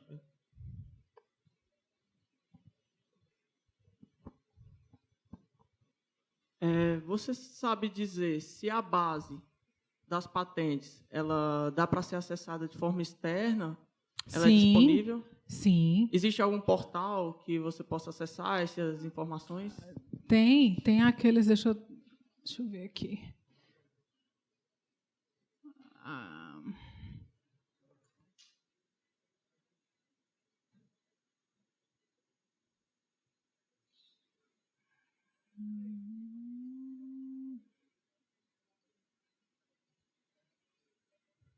Ó, tem o INPI, que é o nosso, do Brasil. Tem essas aqui. Se bem que o INPI está aí também. Tem essas bases aqui que você pode buscar por elas. Tem o SpaceNet, que não está aí, que é muito bacana também. Lança lá no Google SpaceNet, que é outra base que, como eu falei, reúne documentos de patentes de mais de 100 países. Então, tudo isso aqui você consegue fazer essa busca de anterioridade de patentes. Todas essas são gratuitas. Existem bases pagas, mas são caríssimas. Então, a gente geralmente utiliza essas. Okay. Outra pergunta, em relação a versionamento de software. Se você criou um software em uma versão e atualiza para uma próxima versão, pronto, gera uma nova patente? Um novo registro. Um novo registro, isso. Seguinte, perguntam muito isso a gente. Na realidade, o autor, ele vai... A partir do momento que você tem a primeira versão, certo? Se você fez alterações substanciais naquele código, é interessante que você faça o registro. Mas se foram meros detalhes, se foi muito pouco esse avanço, não precisa você fazer, certo? Então, você, como autor do software, você vai saber quando é importante ter esse novo registro. Mas é importante que tenha esse avanço, né, no código-fonte, esse melhoramento, enfim, substancial, para você não ficar, melhorei isso, vou registrar, melhorei isso, vou registrar. Não, tá? Ok?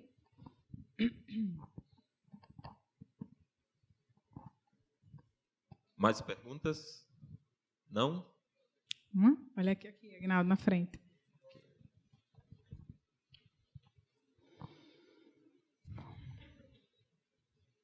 Bom dia a todas e a todos. Bom dia. Eu fiquei com uma dúvida no ar. Pois não. A respeito do desenvolvimento de software, de aplicativo. Certo. Existem várias linguagens de programação. Isso. Vou resumir, Java e Python. Um desenvolvedor elabora um sistema, um aplicativo, basicamente em Java, com uma finalidade X. Outro desenvolvedor elabora um sistema, um aplicativo na linguagem Python, sendo que todos levam ao mesmo objetivo, só as linhas de código que estão. Um está em Java, outro está em Python. Certo. Mas não deixa de ser um plágio do produto lá do software. Uhum. Só muda a linguagem. Nesse contexto, como fica a situação dos direitos? Pronto. Tudo é com base realmente no código-fonte. comparação dos códigos. E outra coisa importante, até que a Aguinaldo falou aqui, com relação a essas linguagens, a gente sempre nos atentamos à questão das licenças, certo? Porque tem a questão das licenças, né? Você tem que estar muito atento. Então, quando chega um software lá na agência, a gente já tem uma lista das linguagens que a gente sabe que não precisa da licença, mas tem outras que precisam das licenças. E aí, quando surge uma nova, a gente entra em contato lá com a superintendência de informática. Espera aí, como é a licença dessa determinada linguagem? Para exatamente não incorrer enfim, a gente ir de encontro aos direitos autorais de uma linguagem que existe, mas que nós não temos a licença para estar utilizando, entendeu? Mas é realmente código-fonte, certo? E sempre atentar à questão dessas licenças que eu estou falando. No uso, né? Tem que tê-las, tá? Para não incorrer em crimes. Acho que encerramos, né, a sessão de perguntas. Opa, apareceu uma. Rapidamente, em relação à emulação e virtualização de sistemas operacionais já existentes,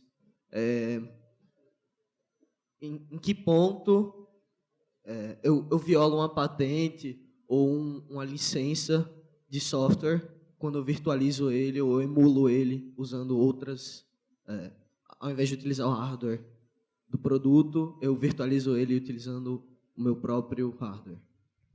Então, você fez uma pergunta aqui. Acho que complicado.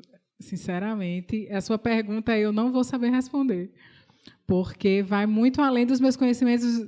Está muito dentro mais da questão da informática mesmo. Eu realmente não vou saber lhe responder. Posso procurar saber para lhe dizer, mas... Deixa eu ver se eu entendi. Pedrinho, né?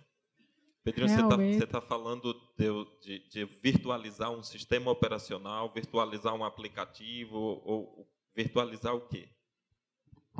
A Apple ela abriu um processo contra uma empresa que virtualizava o iOS. Eles tinham um sistema online, baseado em um sistema em nuvem, e a Apple abriu um processo contra essa empresa porque eles virtualizavam o iOS. E isso era voltado para pessoas na área de segurança da informação, enfim. Sim, tá. E eles abriram um processo. Eu não consigo entender exatamente em que aspecto eles violaram a patente ou o software, se eles só virtualizaram. Entendi. Agora eu entendi, né? Porque, no caso, pelo que você está falando, é como se eles estivessem usando o sistema da Apple.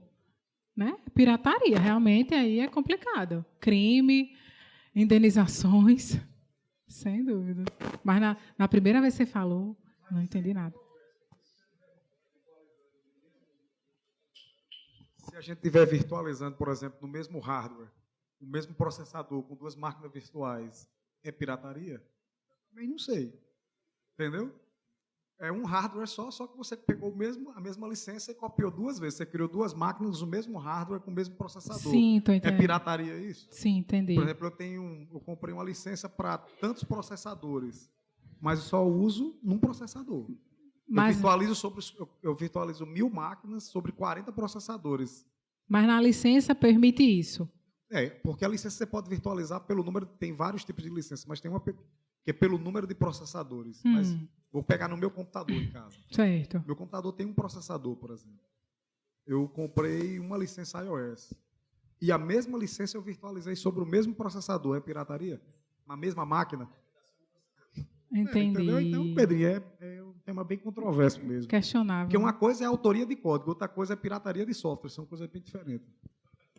Na verdade, a gente tem que tornar conhecido qual é a natureza do processo que a Apple abriu para a gente entender aonde é que está aí a ilegalidade. A infração, Fica verdade. difícil se a gente não souber a fundo o que aconteceu.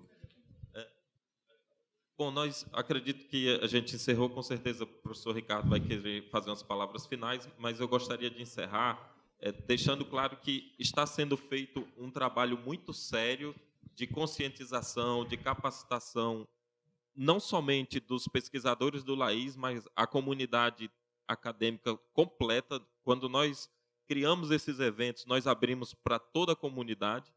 Então, nós estamos passando por um processo de conscientização e estaremos fazendo isso continuamente.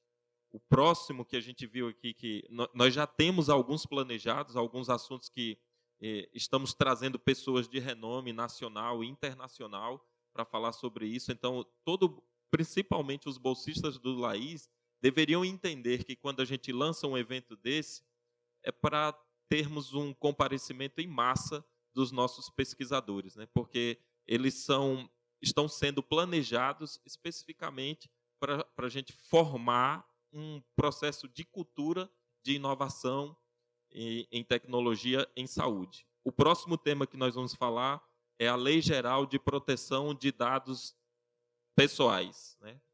A LGPD-P. Eu vi que tem mais um P no final. É uma lei de 2018 e ela é muito séria, porque a carga que ela traz por cima de punição é severa. E milhões de reais. Nicolas aqui está mencionando que uma infração pode chegar a 50 milhões de reais. Então, enquanto pesquisadores e que temos como natureza as informações de pessoas, nós precisamos de dados pessoais, nós precisamos ser muito conhecedores desse assunto, para a gente não dar um passo e se expor em situação difícil. Enfim, teremos outros temas muito relevantes, vocês vão ver pelas divulgações aí nas redes. Mais uma vez, muito obrigado, Rochelle. Nosso sonho é ter você junto conosco, com certeza. A gente sabe da sua capacidade e muito obrigado por ter aceitado o convite, né? Professor Ricardo.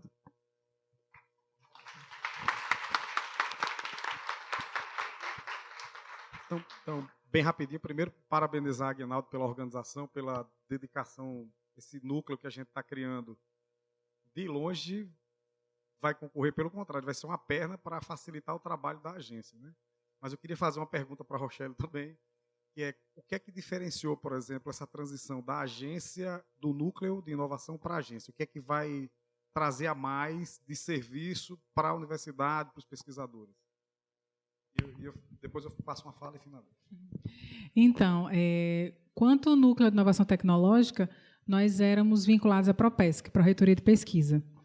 E aí, frente a inúmeras discussões, a gestão achando que o NIT precisava avançar, se encorpar.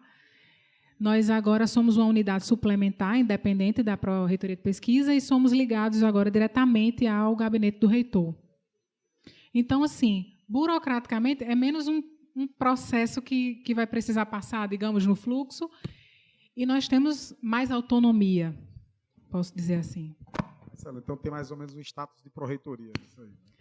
Uma secretaria. Exatamente, exato. Beleza, então, assim, queria primeiro agradecer a Rochelle por ter aceitado o convite. Eu acho que você vai agregar mesmo a equipe da gente. A gente precisa dessa visão mais técnica, jurídica do processo para dar segurança. Eu acho que a Aguinaldo está fazendo um bom trabalho junto com o Nicolas, estruturando essa parte, e Nádia.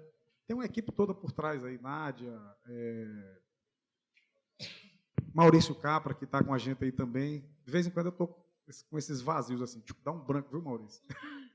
Então, Maurício, Nádia, Nicolas e outra é a Aguinaldo, que tem tocado uma agenda bem interessante de inovação. A gente está aprendendo fazendo, né? A própria universidade, ela não dá segurança para a gente fazer as coisas, porque quando você olha, por exemplo, em Minas Gerais faz de um jeito, na USP faz de outro, na UFRN está fazendo de outra forma, então a gente precisa realmente...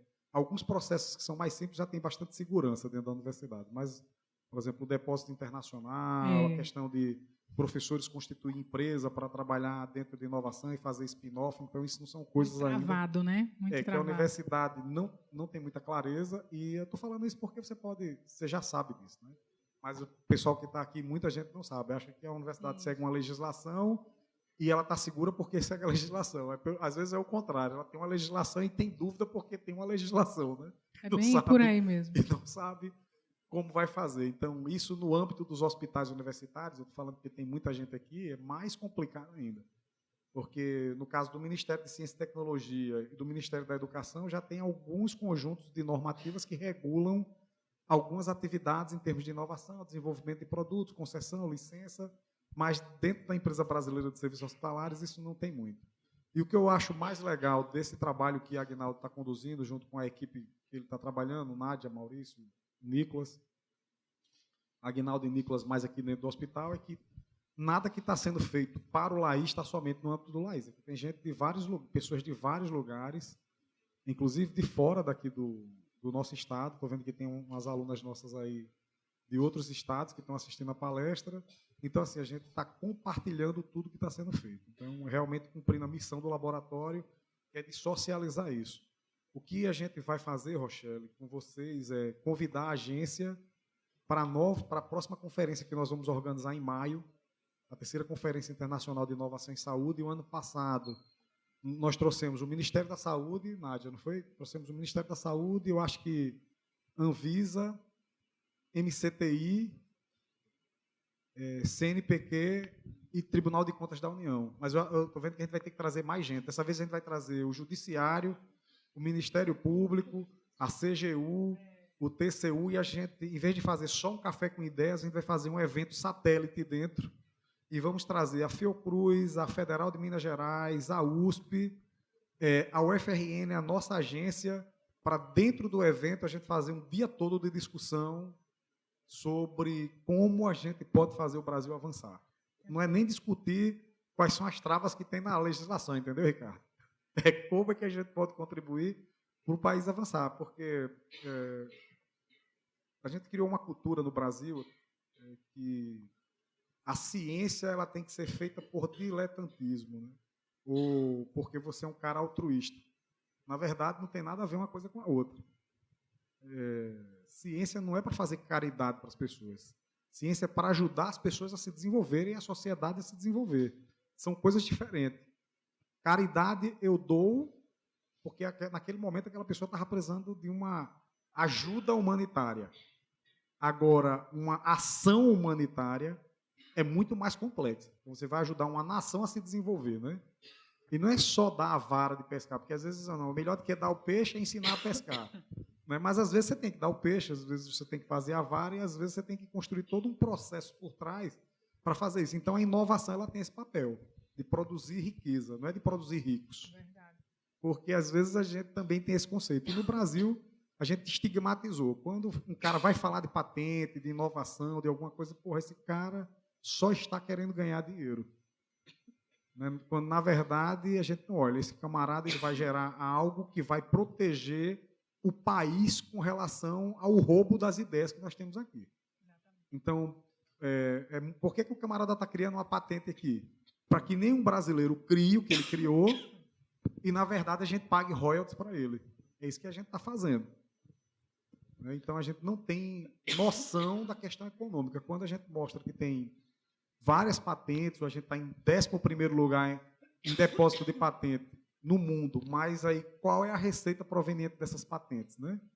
Por exemplo, até hoje a gente tem um brasileiro que está brigando para receber os royalties do BINA. Não sei nem como é que foi resolvido isso daí. Se ele receber o que ele tem de royalties para receber do BINA, ele é o cara mais rico da América Latina, né? Então, se ele recebesse hoje só o que ele tinha para receber de royalties, todos os telefones que estão tocando no mundo agora é uma patente desenvolvida por um brasileiro. Entendeu? Então, esse projeto é dele. E ele não recebeu nada de royalties. Por quê? Porque o governo brasileiro também não ajuda nessas questões. Então, nós temos uma questão cultural, desde a formação básica até a universidade. E eu vou finalizar a fala agora, por exemplo. Tem um ex-coordenador de programa de pós-graduação, que é Antônio Luiz, e ele sabe muito bem, nós somos professores das engenharias, né? Qual é a área da universidade? Todas as áreas são potencialmente inovativas, mas qual é a área que tem mais potencial de inovação dentro da universidade? São as engenharias. Engenharia mecânica pode criar, telecomunicação pode criar, todas podem criar produtos que podem gerar patentes. Eu não sei como é lá na telecomunicação, mas, por exemplo, na engenharia biomédica, e eu acho que nas outras engenharias, você não tem uma disciplina onde o cara vai pagar inovação e direito à propriedade intelectual. Essa é uma disciplina importante no curso de medicina, no curso das engenharias, nos cursos das exatas. É uma disciplina importante, por exemplo. Quando o Rochelle falou, eu fiquei pensando, por que não tem uma disciplina dessa para os nossos alunos de graduação? Isso não é na pós, é na graduação que o cara tem que aprender isso. Ele, quando for para a pós, ele já tem que ir com essa cultura da formação básica dele. A mesma coisa no ensino técnico. Eu estou formando um aluno técnico em mecânica, lá no Instituto Federal. quantos cursos técnicos de mecânica, de engenharia de eletrotécnica, de vários outros, o aluno tem uma disciplina de inovação, por exemplo, dado por um professor do curso de Direito, não é por um professor do curso de Engenharia. É um cara que tem uma formação, que entende de propriedade industrial, quais são as regras, como é que se faz, como é que deposita, que o aluno, durante a disciplina, ele escreva uma patente, mesmo que não deposite, mas que ele rascunhe, que ele participe de todo o processo de criação. Então, por isso é que o nosso país, a gente não protege as coisas. Eu tive agora na USP com Carilane, eu passo já para Antônio, que o Antônio quer falar. Eu tive na USP com Carilane e eu estou pegando a USP porque a USP está lá em São Paulo, né, e a gente acha que os caras estão mais avançados do que a gente nessa questão de patente. E dentro de um centro que é referência internacional na área de vacinas e uma série de questões lá. Imunológica, biológica, biomédica. E o camarada disse, professor, a gente não entende aqui ainda por que tem que fazer patente. Uma professora que tem, e relutante, uma professora que tinha mais de quase 30 anos de universidade. Então, em São Paulo, que é onde está o Parque Industrial Brasileiro. Então, não é um problema das universidades do Nordeste, que não tem indústria. É um problema cultural nosso da universidade. E esse problema cultural não vai resolver agora também, Rochelle. Eu já desisti de querer dar cavalo de pau na inovação, sabe? Tem que ser gradual, mas é na nossa graduação. Então, uma disciplina básica, se a gente quer mudar o país que a gente está, tanto no ensino técnico, eu não falo nem no ensino médio, eu acho que no ensino médio a gente pode trabalhar a questão de empreendedorismo e outros valores, mas no ensino técnico e no ensino superior é a questão da inovação. Como é que se faz, como é que se cria, porque quando você chega no próprio NIT, eu não tenho vergonha de falar isso na sua frente, as próprias pessoas do NIT não sabem orientar direito. Assim, com exceção de algumas pessoas que já estão ali naquele tempo, há muito tempo. Mudou o gestor do NIT, muda a história toda. E não deveria ser assim, entendeu? Então, muda a história, muda o processo, muda a regra, o entendimento do gestor é diferente. Como assim, meu amigo? Para mim, eu não sei como é que é, porque a gente que é da área de exatas, se você fizer uma função matemática, não tem interpretação ambígua ali. O negócio ou é ou não é, entendeu? Mudou o cara, muda a história. E por quê? Porque nós não temos tradição nem a cultura de fazer isso. Isso não é uma exclusividade da UFRN, é uma exclusividade do Brasil todo. Nádia era do Ministério da Saúde, ela tem uma visão muito maior do que a minha, do que acontecia no país todo. Então, nós temos insegurança porque as instituições elas não sabem defender. E elas não sabem defender porque elas não têm a cultura de defender. Então, ela cria uma insegurança para quem está trabalhando com inovação muito grande. Então, o risco é muito grande. Então, o que é que a gente resolveu fazer aqui? E eu digo porque a gente já tinha trabalhado já na tentativa de fazer um depósito de patente internacional, você participou de todo o processo, quer dizer, a gente fez um negócio achando que estava fazendo uma coisa fantástica, e aí viu toda uma burocracia, gerou frustração, uma porrada de coisa. Né? E quando você vai para outra universidade como a UFMG, o entendimento já é totalmente diferente, o professor pode ter mais autonomia, ele pode fazer isso e aquilo, desde que garanta os direitos institucionais. Que era o que eu tinha dito, eu disse, mas isso aí é meio irracional, né? Porque pela lógica não tem nada que impeça. E quando vai lá para Minas Gerais é exatamente aquilo que a gente tinha pensado lá atrás. Então a gente preferiu agora parar um pouco, estruturar um setor que consiga, inclusive, contribuir com a universidade. Porque assim, não é que o NIT, não é que a AGI não dá conta. Ela dá conta, só que a prioridade dela é a universidade toda, e a nossa prioridade é só o Laís.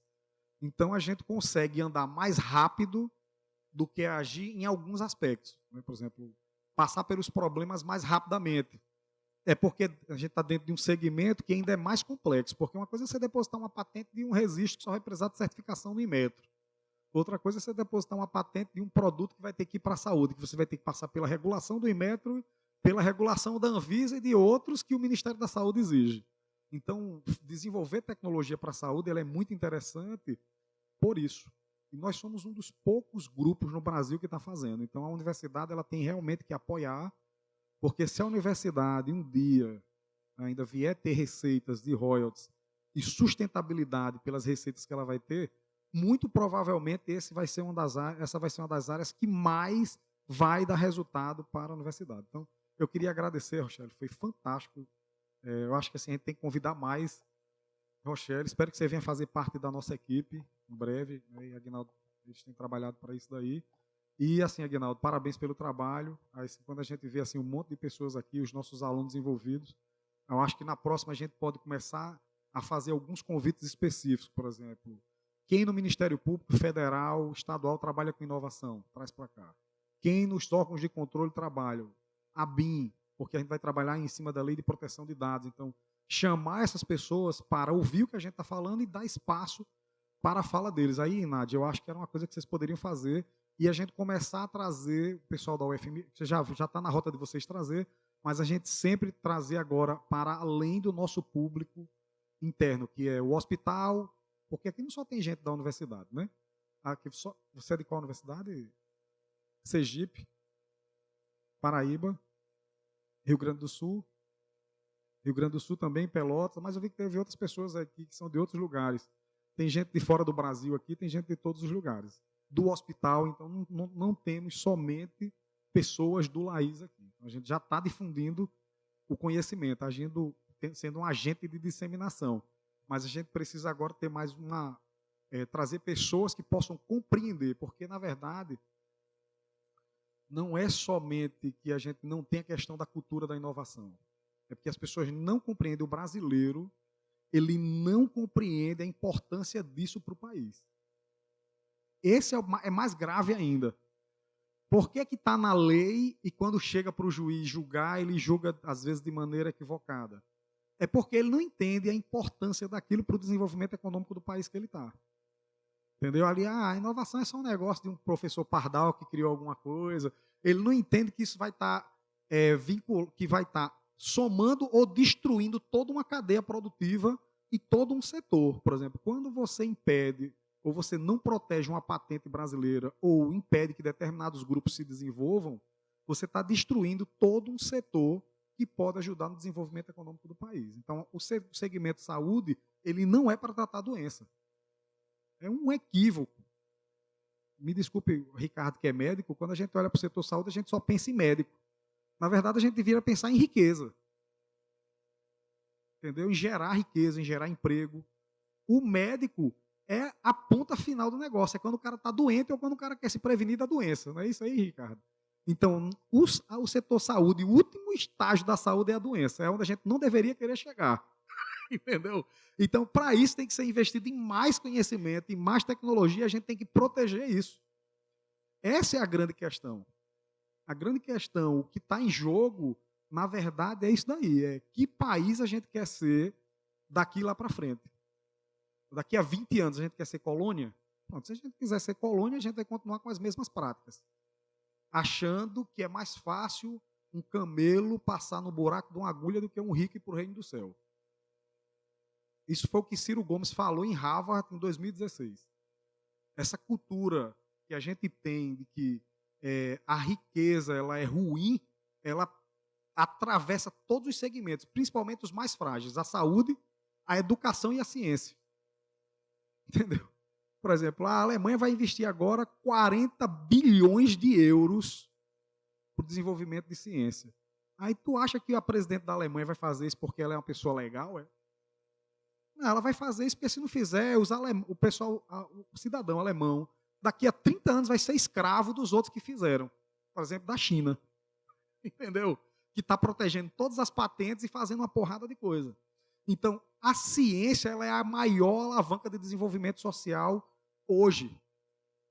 Ela não só protege porque desenvolve tecnologia para a área de saúde, mas porque protege desenvolvendo tecnologia militar para garantir a soberania de um país, né, para garantir a assistência de qualidade médica, para melhorar a qualidade do ensino.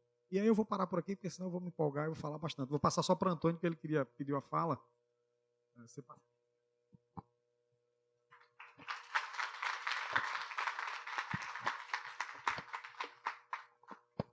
Bom dia a todos. Eu sou o professor Antônio Campos, lá do Departamento de Engenharia de Comunicações. Não, só complementar a sua fala, Ricardo, que saíram agora, né, recentemente, as novas diretrizes curriculares de engenharia e que são baseadas em competências e não mais em conteúdos. Então, nada mais justo que a gente entrar agora com esse discurso e inserir uma disciplina dessa linha aí. Eu estou junto com você aí, viu, Nessa?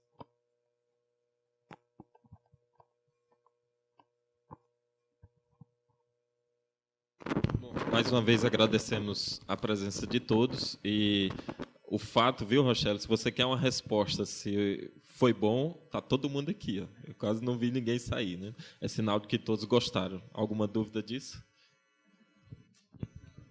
Encerramos.